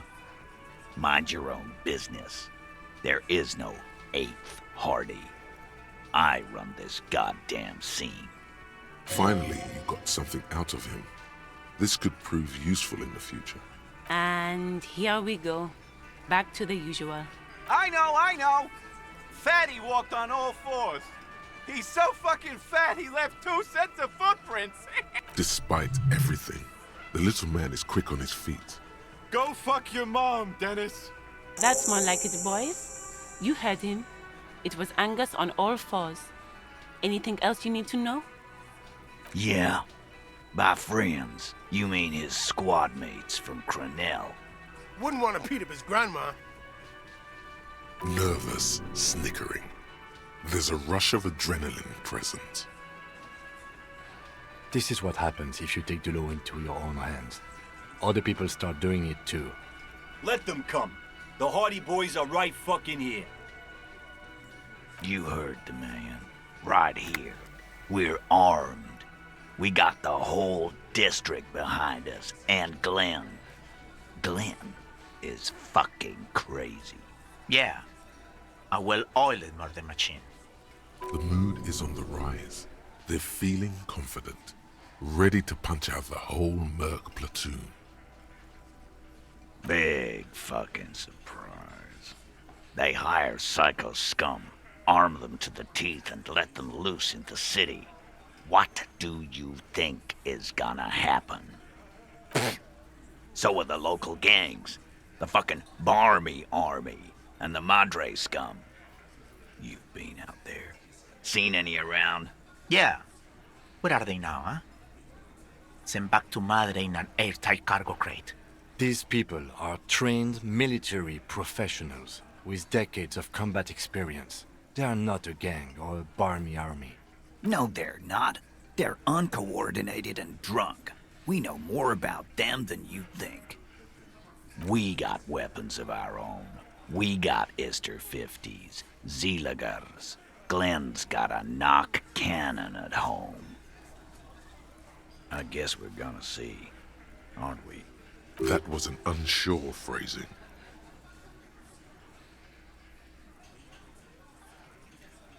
Right about what? That a 50 caliber bullet goes through shit? Yeah, I am. What do you mean, okay?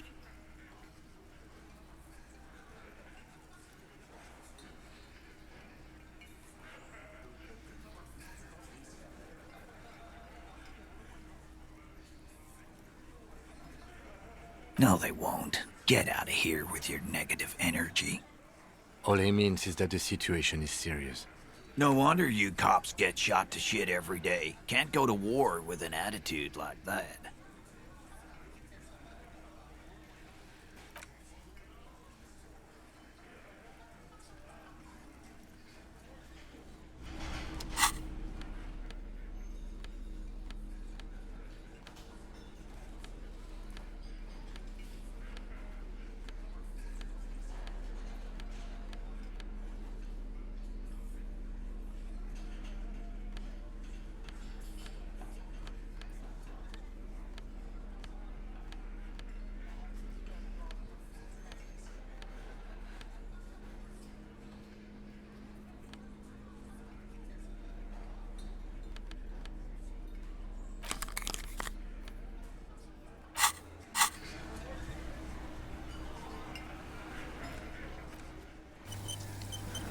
It's you again. What is it?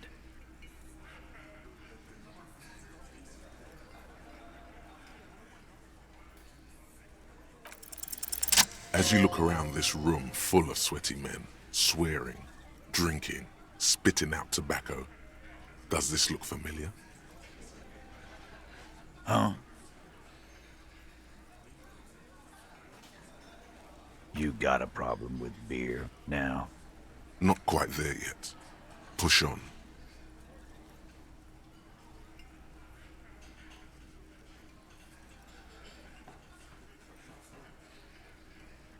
Speak for yourself, buddy. We've been giving a shit for 10 years. Martinez was a dump before we put this outfit together. They don't know, man. They weren't here. We had 3 shootings a week, kids dead, fucking graffito everywhere. You cops haven't shown up since the 30s. Congratulations on the graffiti removal. All I see is you sitting around talking about Monica's titties while there's a rape victim. So what? What do you want from me? We took care of that fuck. Don't let him drink that. One more push. Quick. Just don't antagonize him. You have this already.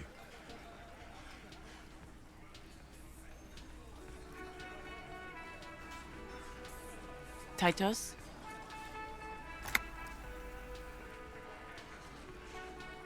She stops mid-sentence. That's it. You got him. He's going to give it up, but on his terms. You wanna help her, cop? Fine. I'm gonna let you help her. But you treat her with respect. If you don't, if you question her, harass her, a freight train of pain, buddy. What is her name? Glacia, I'm on due. She's staying here at the Whirling in Rags, a real pretty one. Silvery jumpsuit, blonde. That's I'm on due, with an O-U. Shit. The girl. The girl upstairs? That can't be her. She knows you drank so hard you forgot you were a cop. Sure, why not? You've probably seen her around.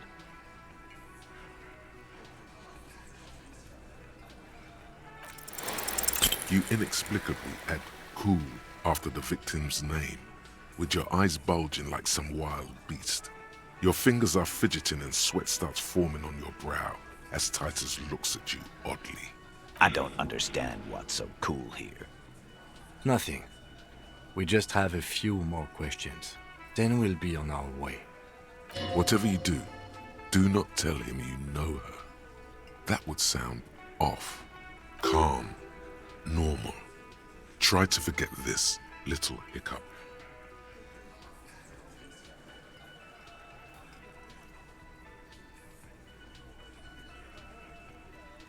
He did it before we killed him. He's not gonna do it again. So what does it matter? It would help if we establish a timeline. All right. 2 weeks, maybe? I don't know. I need another beer. Here you go, boss. Relationship? There was no fucking relationship. He raped her. That's their relationship. Something is off here. His anger is possessive. Was like that karaoke incident all over again. Or like some of the other girls he was harassing. Okay, enough. All of this is irrelevant to your stated investigation. I know her. How well do you know her? A small twitch in the corner of Kim's mouth.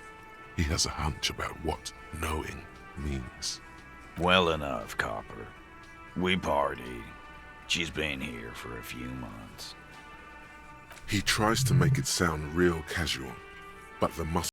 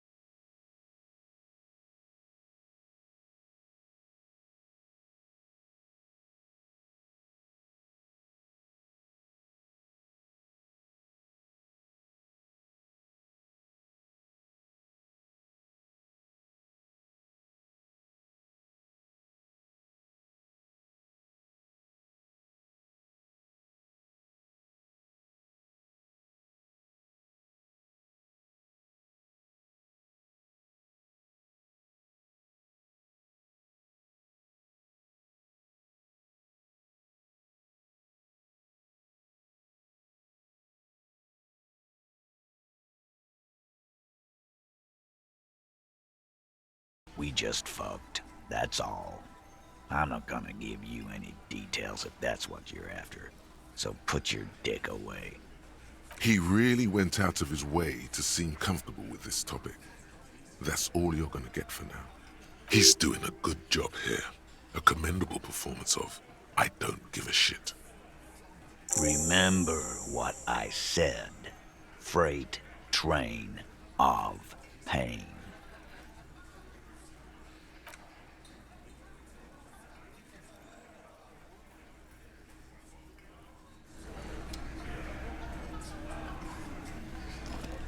Officer, what was that? Yes.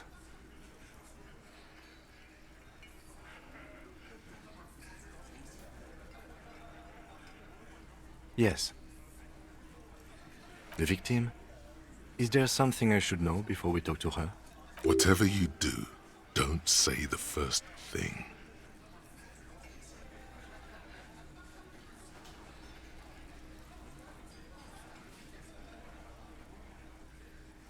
Understood. You were not in good shape on Monday. Okay, that's manageable. So she overheard you, or did you party together? So this is what it feels like to be interviewed. What if you do, but you just don't remember that you do? You'll get through it. Anything else?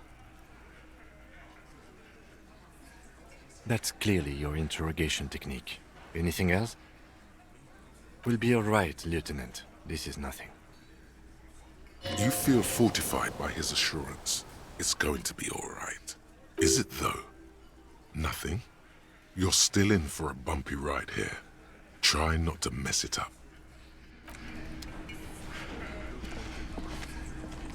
I've got nothing to say to you.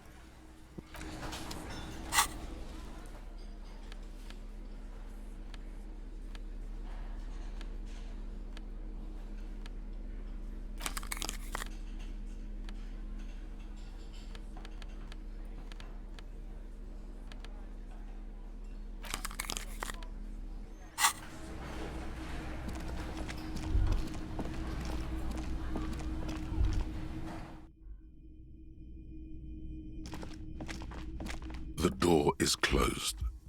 Who is it? Tired. Controlled.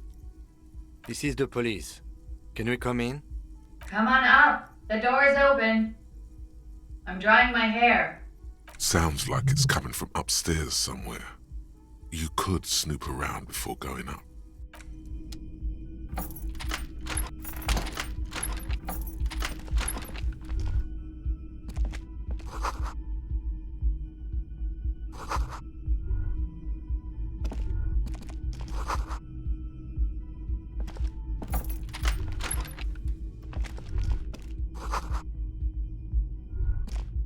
This medicine cabinet is full of wares. Sheets of pills, haphazardly stacked, one on top of the other. There's also a toothbrush somewhere in there. Pharmaceuticals line the shelves, sheet upon sheet of pill bottle next to pill bottle. Acetylic acid, APAP, eye drops, blood thinners. Among some foreign, probably Messinian or Gotwaldian, marked red blister packs you find. What do you find? This is going to take a little know-how. Pill bottles rattle like bones as you search the cabinet. Paracetamol, histoperidol, something in a foreign language you can't read. Behind them, an unusually shaped nasal spray. Its label reads, Nacra. Nacra? This is used to treat opioid overdoses. Always handy to have around. Interesting. That's used for diamorphine overdoses. You could say he's on the lookout. Anything of note? It's been used quite a lot, but not for scrubbing blood off towels, or anything else interesting, it seems. This toothbrush belongs to someone who doesn't give a damn about her teeth.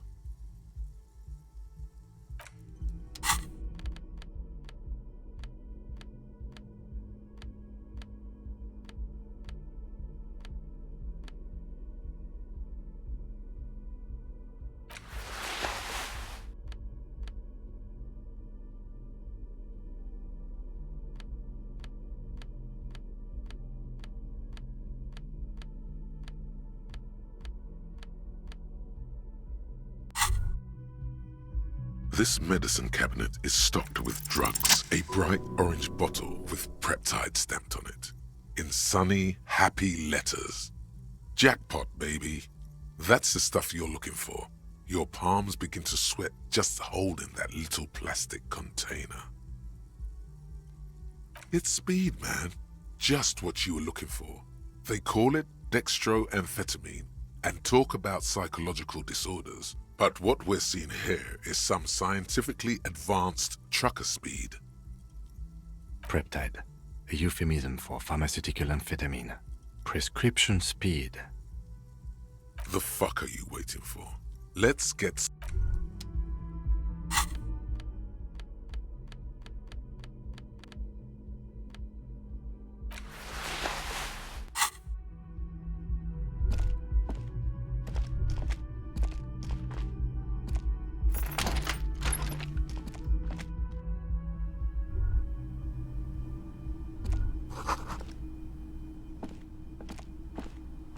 This window is pristine on the inside, unlike the one next to it. Light from the desk lamp reflects off the glass in an untarnished golden halo. Smooth as ice. There are spots of mud and rain on the outside, even smudges. But the surface of the window is clear from the inside. No chips, no hairline fractures. Following your lead, the lieutenant leans in closer to inspect the surface. Looks like it, yes.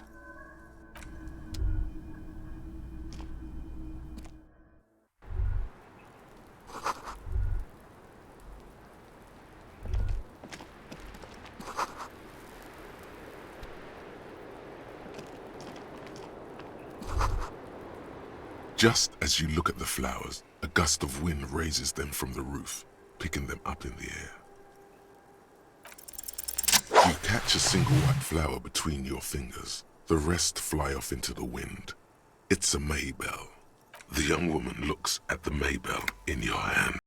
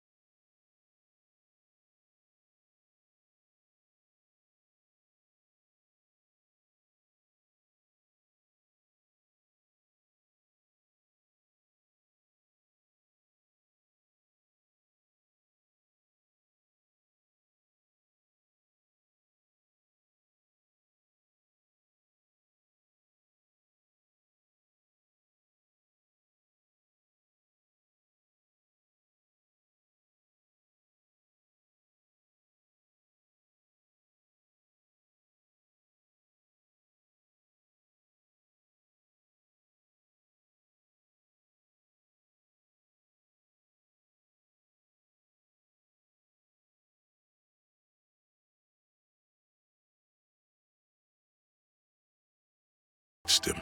He's warm. He's warm, Mullins replies, because he's under the radiator. No, no. More stupid. Oranese lit. Oranese literature. It's what I studied at the university. Fear of failure, fear of death, how it sucks to be Oranese. All national literatures are. Only the name of the nation changes. If that's true, then Revacholian lit would fit you like a glove. Nothing. I do nothing with it. It's not very cool, but what can you do? I'm afraid you can't, officer. Why is that? Because it's buried in a sealed plastic bag at an undisclosed location on the coast, along with cash and airline tickets. Thank you for your candor. Why? They say so in your tourist brochure. Keep travel documents away from your person when west of the river. If I were to lie to you, I would come up with a more mainstream name than Clausia Mondu. It's a weird name. She seems to be telling the truth, sire. Okie dokie. If any of this made her nervous, it certainly doesn't show in her expression or her movements. The record. So official. She looks at the dried petals in your palm, then lightly touches one with her fingernail. Chipped white polish covers the nail. It's long and sharp, like a mini dagger. The petal crumbles on contact. Pretty. Looks like a dried maybell. Is that the one you caught? Sambo style? A martial art, sir. Is that it? Samurai boxing, or sambo, graceful martial arts stuff. Sambo style implies stealth and cool. Why was there a flower on the roof? I don't know, officer. Because of the wind? Or an admirer? She watches you pocket the petals, then closes her eyes as she breathes in the cigarette fumes. Yeah, it's pretty deluxe.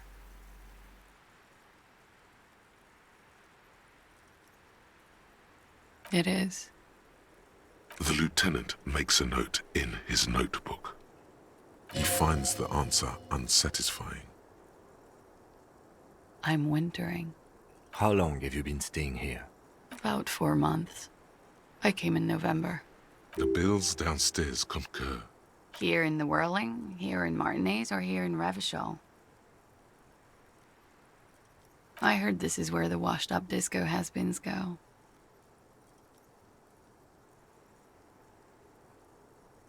I'm really not.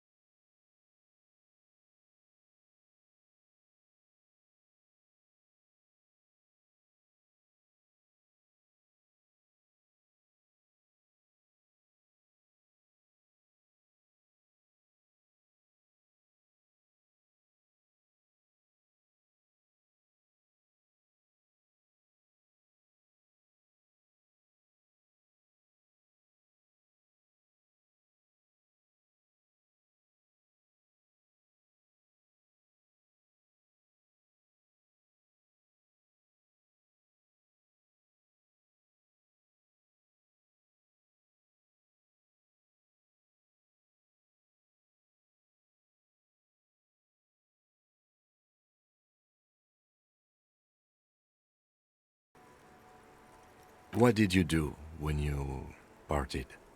We drank, sir. A lot. For weeks, basically.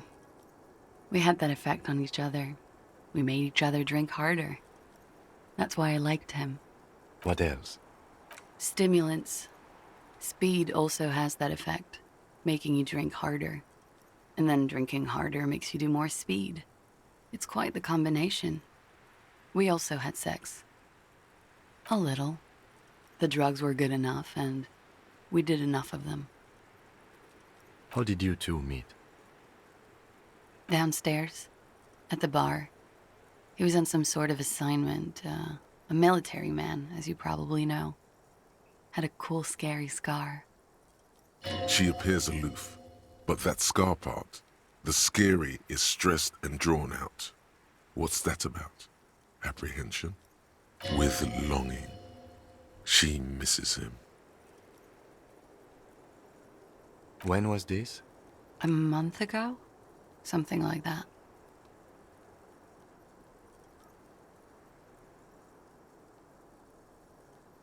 He had something to do with the strike. One has been roiling since I got here. Rotten timing. But you probably know all about it. And his role in this strike was what? I think he was in a security detail. He was ex-military, worked for Wild Pines, and against the Union. We didn't discuss work much, if you know what I mean. But I understood it was dangerous. And they lynched him for it? She nods.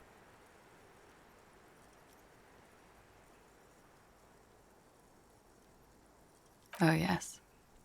I've had a great view. From the roof, out of the bathroom window, in my dreams. A bitter cringe. It hurts. You look to the lieutenant. He takes a small step closer. You called us, the RCM. Yes. Jackpot. I made it. And I would appreciate it if you didn't tell everyone. In Martinez, they call it snitching. Reporting crimes is confidential in Revachol, miss. I didn't exactly disguise it. I just muffled the mic and nicked the landline a little. With nail clippers. And I diverted some radio fuzz into it. Into the cold wire. You were right to suspect there might be foul play involved with the broken phone line. Did I? Fuck. I didn't mean to. I had no idea what I was doing. Jigsaw falling into place. This is satisfying. Good catch. I appreciate the symmetry. I don't know, sir. It was stupid. I was drunk, too. I was probably afraid the Union was listening in. Locals say they have ears in the wires.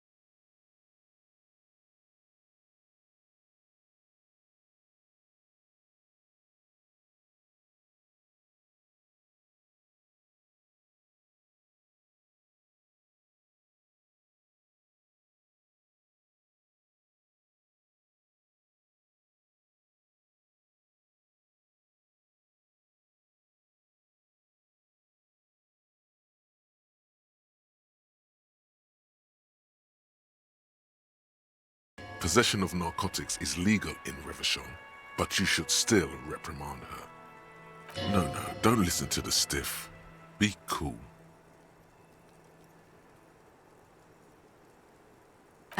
What did you say? Oh my god. Now it's turning into narcomania. It's got to be serious if it's 2 words. I'm sorry.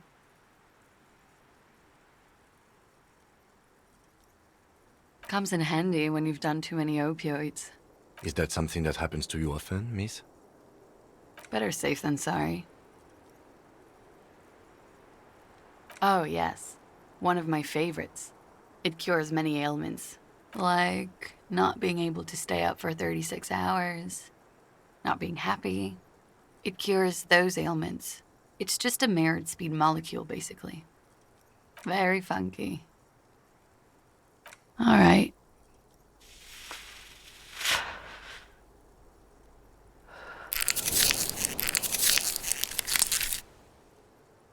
Why not? I'll be here until 11 p.m., drinking coffee, most likely.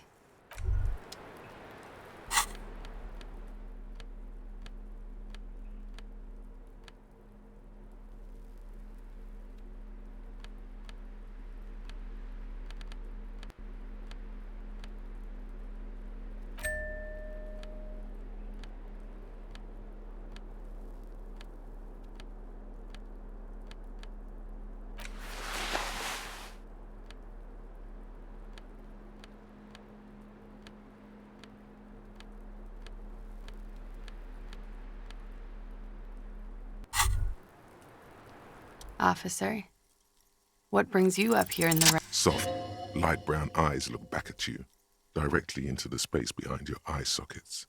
You see the smoke rise from between her painted red lips. She's beautiful. I have bad news for you. You know these guys? Who? Me? Yes, you. He's talking about you, you boring stiff. You too. Me? What did I do? I'm merely a master thespian. These guys are compromised. She's got them singing along to her tune. The little bleeps and bloops you trust for info, you can't trust them anymore. I'm sorry I didn't catch it sooner. It takes conscious effort on your part. How it always does, through subtlety. There's nothing you can do about it. You are how you are, and she is how she is. Things will go as they do. No. It's better to know you're being played than to be played without knowing it, is it not? You can't draw a sound conclusion. The one who usually does says, she may want to control the information rollout, not to become a suspect. She may have a past she's escaping, unrelated to this case. You doubt it's something truly insidious. See? It's oddly moderate. Probably compromised. Yes, Mr. Thespian here has been singing paeans to how truthful she is. She is a lady, most fair and just. In his defense, to reduce him to such inadequacy, she probably had to employ half-truths more often than outright lies. That is correct. And omissions too. A little. They're all still of limited use, interpreting things to the best of their ability. Maybe they add flair or something. I wouldn't know. I don't add flair. But when it comes to assessments of character and factual accuracy, they are not to be trusted. Not with her. Don't be melodramatic. You can trust them. Just not with her. A light green speck and imperfection on the outer rim of her right iris. It sparkles. There's no way of knowing. At the moment, I'm afraid it's best to assume all of them. Bullshit, man. I ain't compromised. Especially that guy. That guy's the most compromised one in here. No fucking way, man. I just want a drag of that sweet menthol ziggy. Really? Quick, tell me what's under her jumpsuit. Glory, truth, softness. Protect her. She wants you. I take it back. he's got it pretty bad. But this next guy's on another level entirely. She likes you. The crown head is a boring condom. He's jealous. This is human nature. Don't worry. It's only been 4 or 5 seconds. You've got this. The silence broken. She exhales a little cloud of smoke and says, God, no.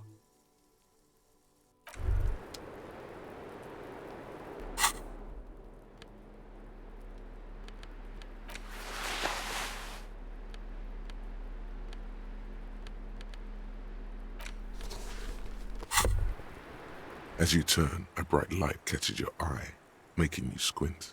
From a distant sunset, a stage light, flash photography, nowhere in particular. It's just what superstar law officers do. They squint at lights, and they solve shit.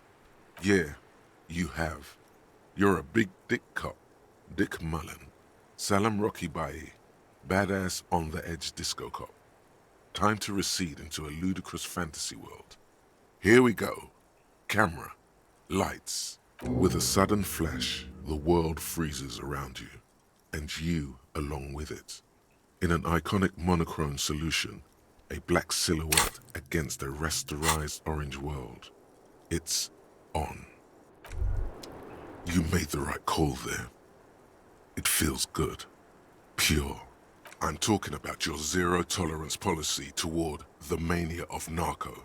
You're in the right there. Powerful stance. Would you like to take it up a notch? Would you like to become an anti-narcomania zealot? Yes, you're pure. Unravaged by narco. Of course, it's pretty obvious you've done a lot of drugs in the past, and will probably do more in the future. But that doesn't matter. Of course not. You've always been anti-narco militant material. You kept her off a dark course with that interjection. Are you ready to save lives? That's good to hear.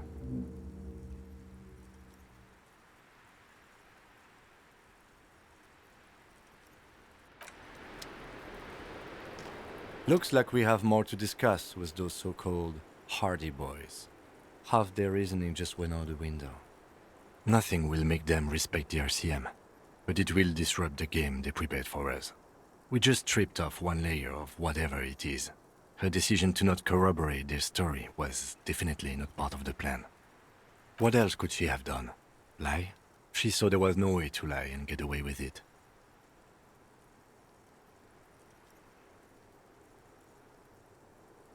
If not you, then me. It was a smart move from her. You think so? She seemed forthcoming. Unusually so. Being forthcoming about some things is a good way to obscure other things. The best liars are always forthcoming. Anyway, we should move. I suspect our investigation will bring us back here soon enough. The same small, heavy door. No lock in sight. I don't know, Lieutenant Yefreiter. It is not the first closed door we found in this building. There is also your mysterious blue kitchen door. I don't know. The further we get, the more this building seems to be tied to the case.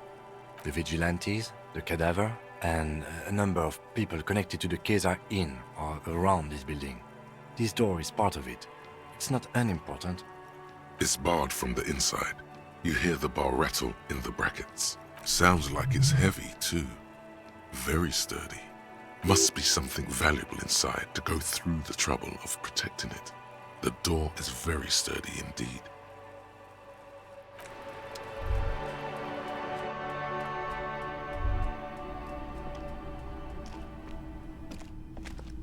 Yes?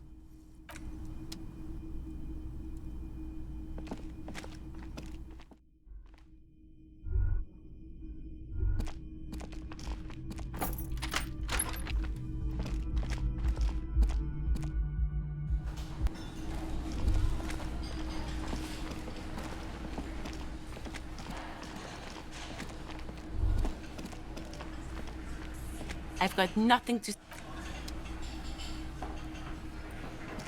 It's you again. What is it?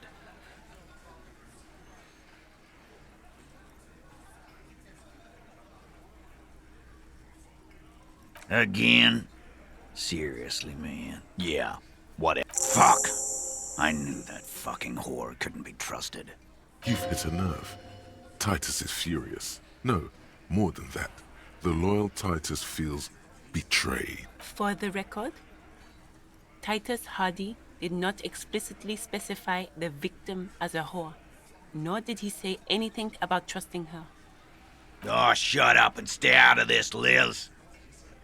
He raped her. He was out of his fucking mind. You have no idea. She's just in denial, asshole. You don't understand the traumatic experience.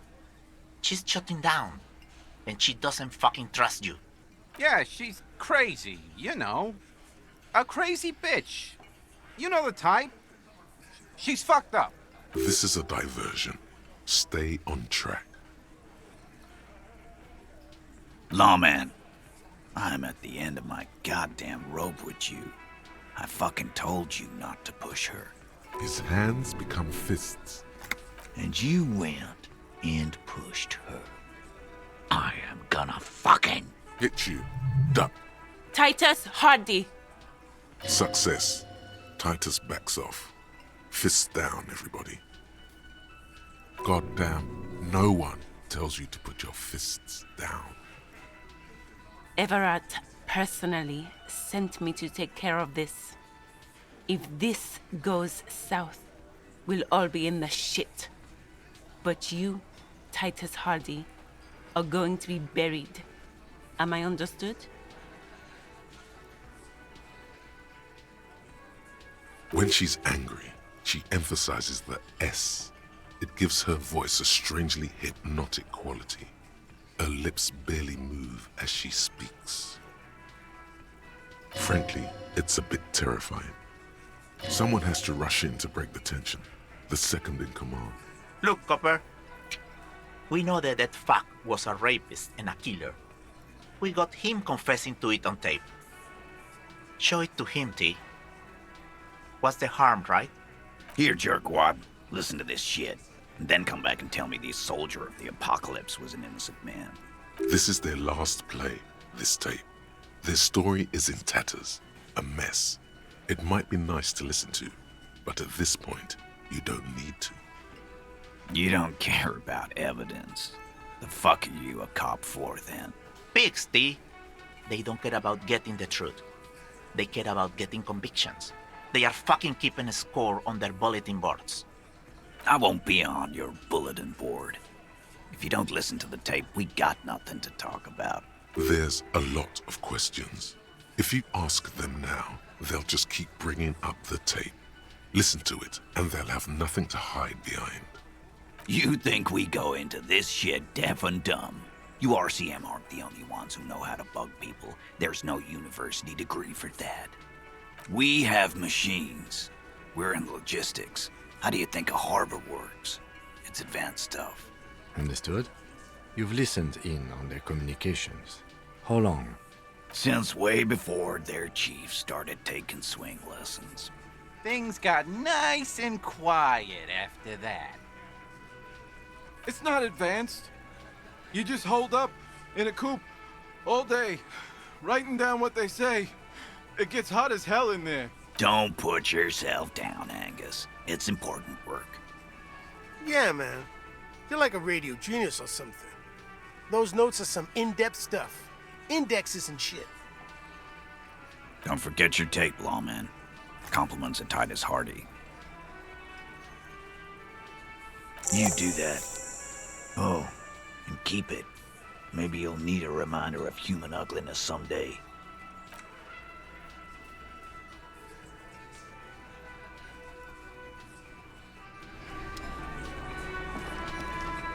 I've got nothing to say to you.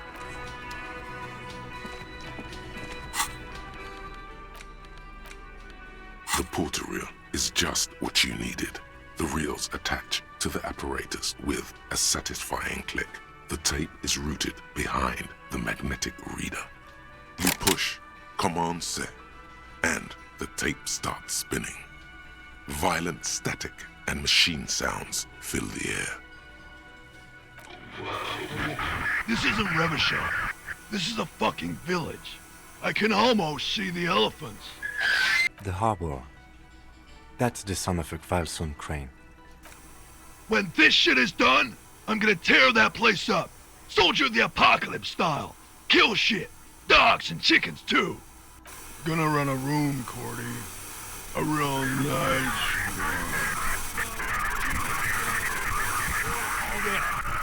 I don't give a shit. I'm fucking done. I'm done mentally. I'll fucking do them all in. Rape that disco cunt on the counter. You know, the dance a whore upstairs. Do it Kohoi style. Never did get that taste out of my mouth. The lieutenant presses the button marked Arrete on your portereel. The tape stops spinning. End of recording. It seemed authentic enough. Probably recorded off the shortwave, then edited to seem more incriminating. He sounded like he was on patrol around the harbor walls. Still, there's more going on here than we know. Corty could be short for Cortenard, one of the other mercenaries, the one he was talking to. Probably the mountain at the harbor gates. Mr. Right to Work. A village on the Samaran Isola, in South Safre. Grad committed war crimes there, the kind of thing he talks about. Who knows? Maybe the tattoos would have an answer. We would need to know the story of this man's service. A symbol of soldier of the apocalypse style conduct in a civil environment. I think we've got a few more questions for class here, don't you? This seems to contradict her testimony, at least to some degree.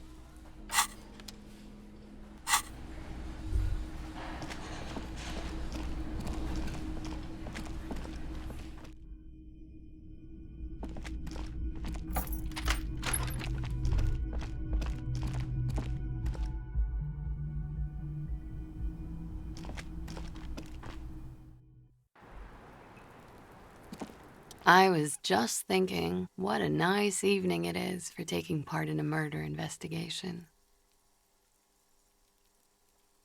Not my favorite topic. How about we... She puts her coffee cup down with a soft ring as the porcelain meets the metal table. This does not surprise her. Did he? I never said he was a good man, or that he had good intentions. Only that he was never bad to me. She doesn't care. If anything, she sounds amused. Where did they get this recording exactly? It's intercepted radio chatter of the deceased, recorded via a de-encryption station. It's authentic enough. Does he say he's gonna do it Soldier of the Apocalypse style? Yeah. That was practically his pickup line. Did he say whores a lot? Was he pretty much on the verge of doing it Kohoi style? He wasn't actually there. He didn't do a tour, or at least didn't tell me he did. Would have been overkill anyway. He lived his own little Kohoi. It wasn't his everything. Yes, was he bragging? Oh no, I'm pretty sure he did all those things. Then integrated them into his idea of normalcy. To keep on living. Until they just sort of turn into his, what's the word I'm looking for? She's quite observant about the human character. Trained to observe, even. Running joke. I was gonna say running joke. And it sounds like you didn't even get the good bits. Lely's punchlines got way, way funkier than that. He was like the Seminoles conflict, the Kohoi massacre, and the 36 famine in Yezut all rolled into one person, then cast in Orani ceramic armor, which he wore in bed and in the shower. When he said he was done, and done mentally, it didn't sound like a joke. It sounded like a deeply troubled man. Well, maybe I pieced him back together with my magical personality. Afraid of what? That tape the Hardy Boys recorded? Your mother probably never told you this, but girls are evil. Had I the physical robustness and social support, I'd be in Kohoi. I would be tearing it up Soldier of the Apocalypse style. She wouldn't. She doesn't have the full Hoi in her. Did he tell you he had actually done any of those things? He and Martinez, I mean? No. We were too busy laying waste to our own nervous systems to direct any of the fury outward. He seemed happy, I guess. At ease. As much as a man like him could be. There is a small measure of pride in her that she could quell the rage in such a being. What kind of man was he? Before you go, ask for details. She seems okay to talk about it. Thank you for clearing that up, miss. Whenever you're ready. I'm interested to hear what Titus Hardy has to say now. She takes a very small sip of her coffee and smiles. Like, for example, his name? Actually, officer, I didn't know his name. I just called him Lely. A nickname? I guess. He came from Lelystad. It's short for that. And it was his army name, apparently. He said his real name wasn't his. I tried to pry it out of him, but it was no use. Lelystad. That's a good start. We have a few questions you can help us with. A few things a field autopsy alone can't answer. The young woman cranes her neck, trying to catch a glimpse of the page the lieutenant passed to you. On it is a list of autopsy observations recorded neatly in blue ink. The last missing pieces of a puzzle of flesh. He was 42. 42? Are you sure? I would have had him above 50. He had many scars that made him appear older. But no. We even celebrated his birthday, like, some weeks ago. It was a funny 2 days. He had little reason to lie to me. We were slightly off then. Thank you for clearing it up. A miss. The adversary one. Blue. Light blue. They were like little blue galaxies, you know? It was strange, seeing those eyes in his fucked up face. Pardon the swearing. I do him an injustice. He wasn't ugly. And he had a beautiful, soft voice. Very surprising, what with all the scarring. It was quite something, watching him speak. He had a combat wound on his chin and mouth? Yes. Severe. It made him look like half his face was cracking away in some strange smile. That and those eyes. Ah, yes. His hair, if you can remember? It was light brown, almost blonde. He darkened it with brilliantine, made it oily. Not nice to stroke. I couldn't convince him to leave it alone. Oh, that. It's clear she liked it.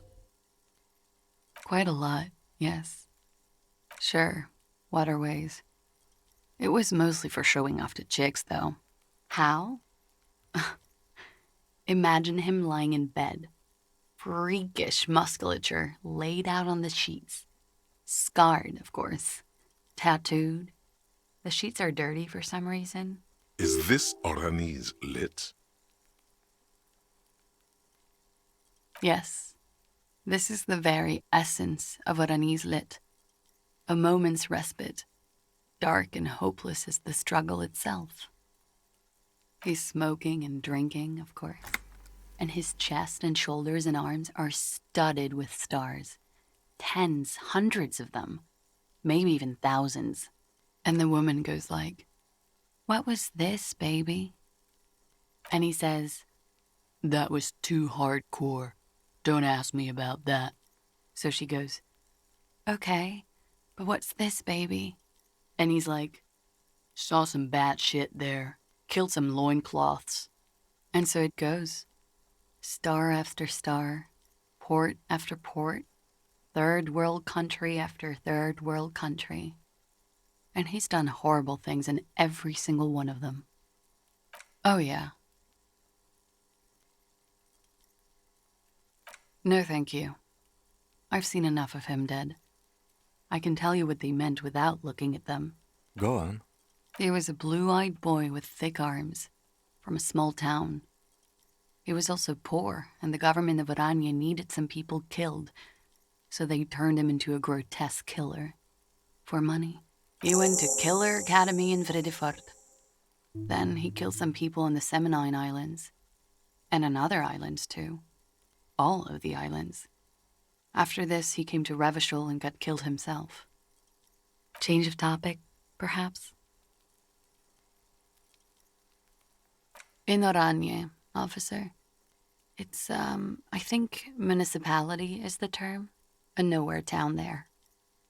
The Lelystad municipality has few boroughs and even fewer cities. It's made of agricultural plots near the border of Gottwald. Executive summary: cows, silos, and wheat. Oranje? Oranje's map of waterways? This fits with his tattoo. You were almost right, officer. That means his race was occidental, not mondial. I'll update the form. Yes. We were compatriots. Did that bring you together? No. He was too old for that. And from another part of Oranjenrijk. I didn't even understand his accent. What brought us together wasn't Oranje. It was bad habits. No love for Mother Oranje. But wasn't he a soldier? This could be worth pursuing. No. He left the National Service after they taught him to do what he did on Seminine. He wasn't the flag-waving kind. He was the making money, killing people kind. He was by no means a stupid man. A people person. A small platoon leader. Certainly not a patriot. There is nothing on Muindi. The old, old world is dead, and we both knew it. Maybe Oranje did bring us together. In loathing. I love Revachol, though. I hope she loves me, too. All right. Coolly, gracefully, she pours herself more coffee.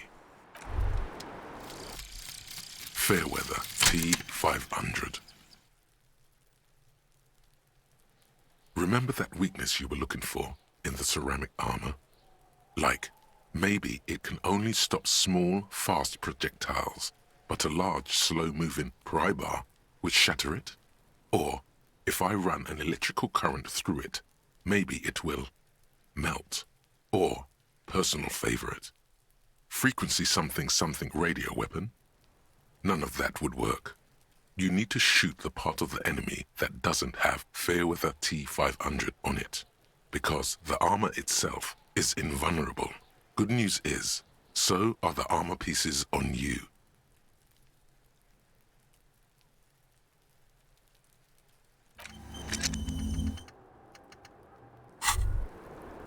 Wait, stop. That man, bloated beyond all recognition, was 42? Below the damage, the weeks of decomposition, all the swollen indignity of mortality, he was 42 years old? How old are you? That's where this is going. 45,000 liters of raw alcohol has left its disfigurements. What lies beneath, you wonder? You could ask either one of them.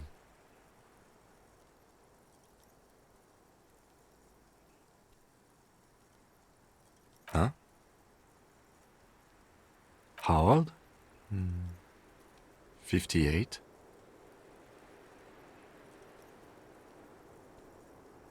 "42. And he was deceased. He had been decomposing for a week. On the bright side, you've been getting a lot of exercise lately. There's silence. Then a little more. Here it comes. Mercy. Sure, you're 42. Let's go? Wait. This requires scientific measurements. to the laboratorium.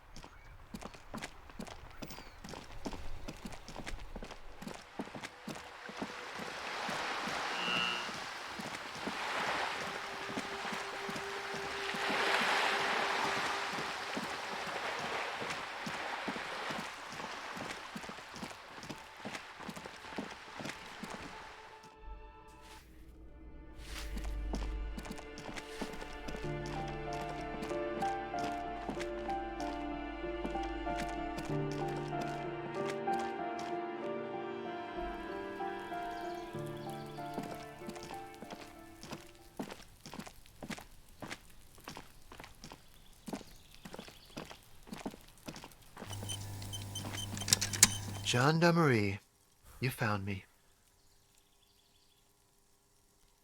His slender figure is backlit by city lights, its distant streets and motorways flashing like diamonds. It feels like a Friday. He seems to be in a good mood tonight. It was mine.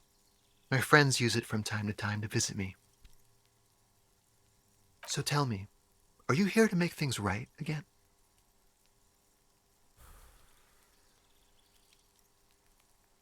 Beautiful. I have some good news for you. My Sunday friend is visiting me tonight. I told him about you and he'd like to say hello. Step in. He's already waiting.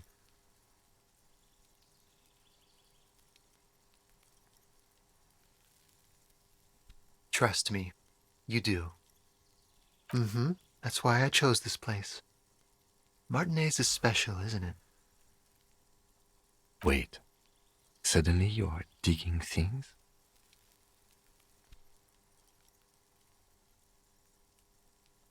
That's nice, but I don't have anything to tell you. It's my friend you're looking for, not me. He takes another drag of his unfiltered cigarette and looks around. It's getting dark and the neighboring windows have lit up, one by one.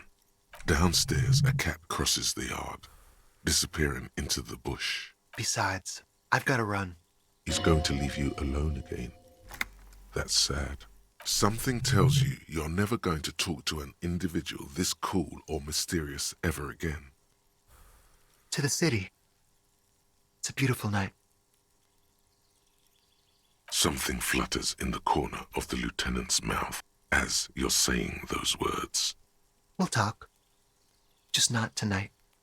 Take care, all right?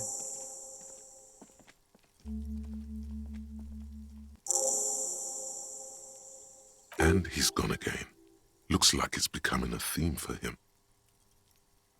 Who knows, detective? It's a mystery. Right after you.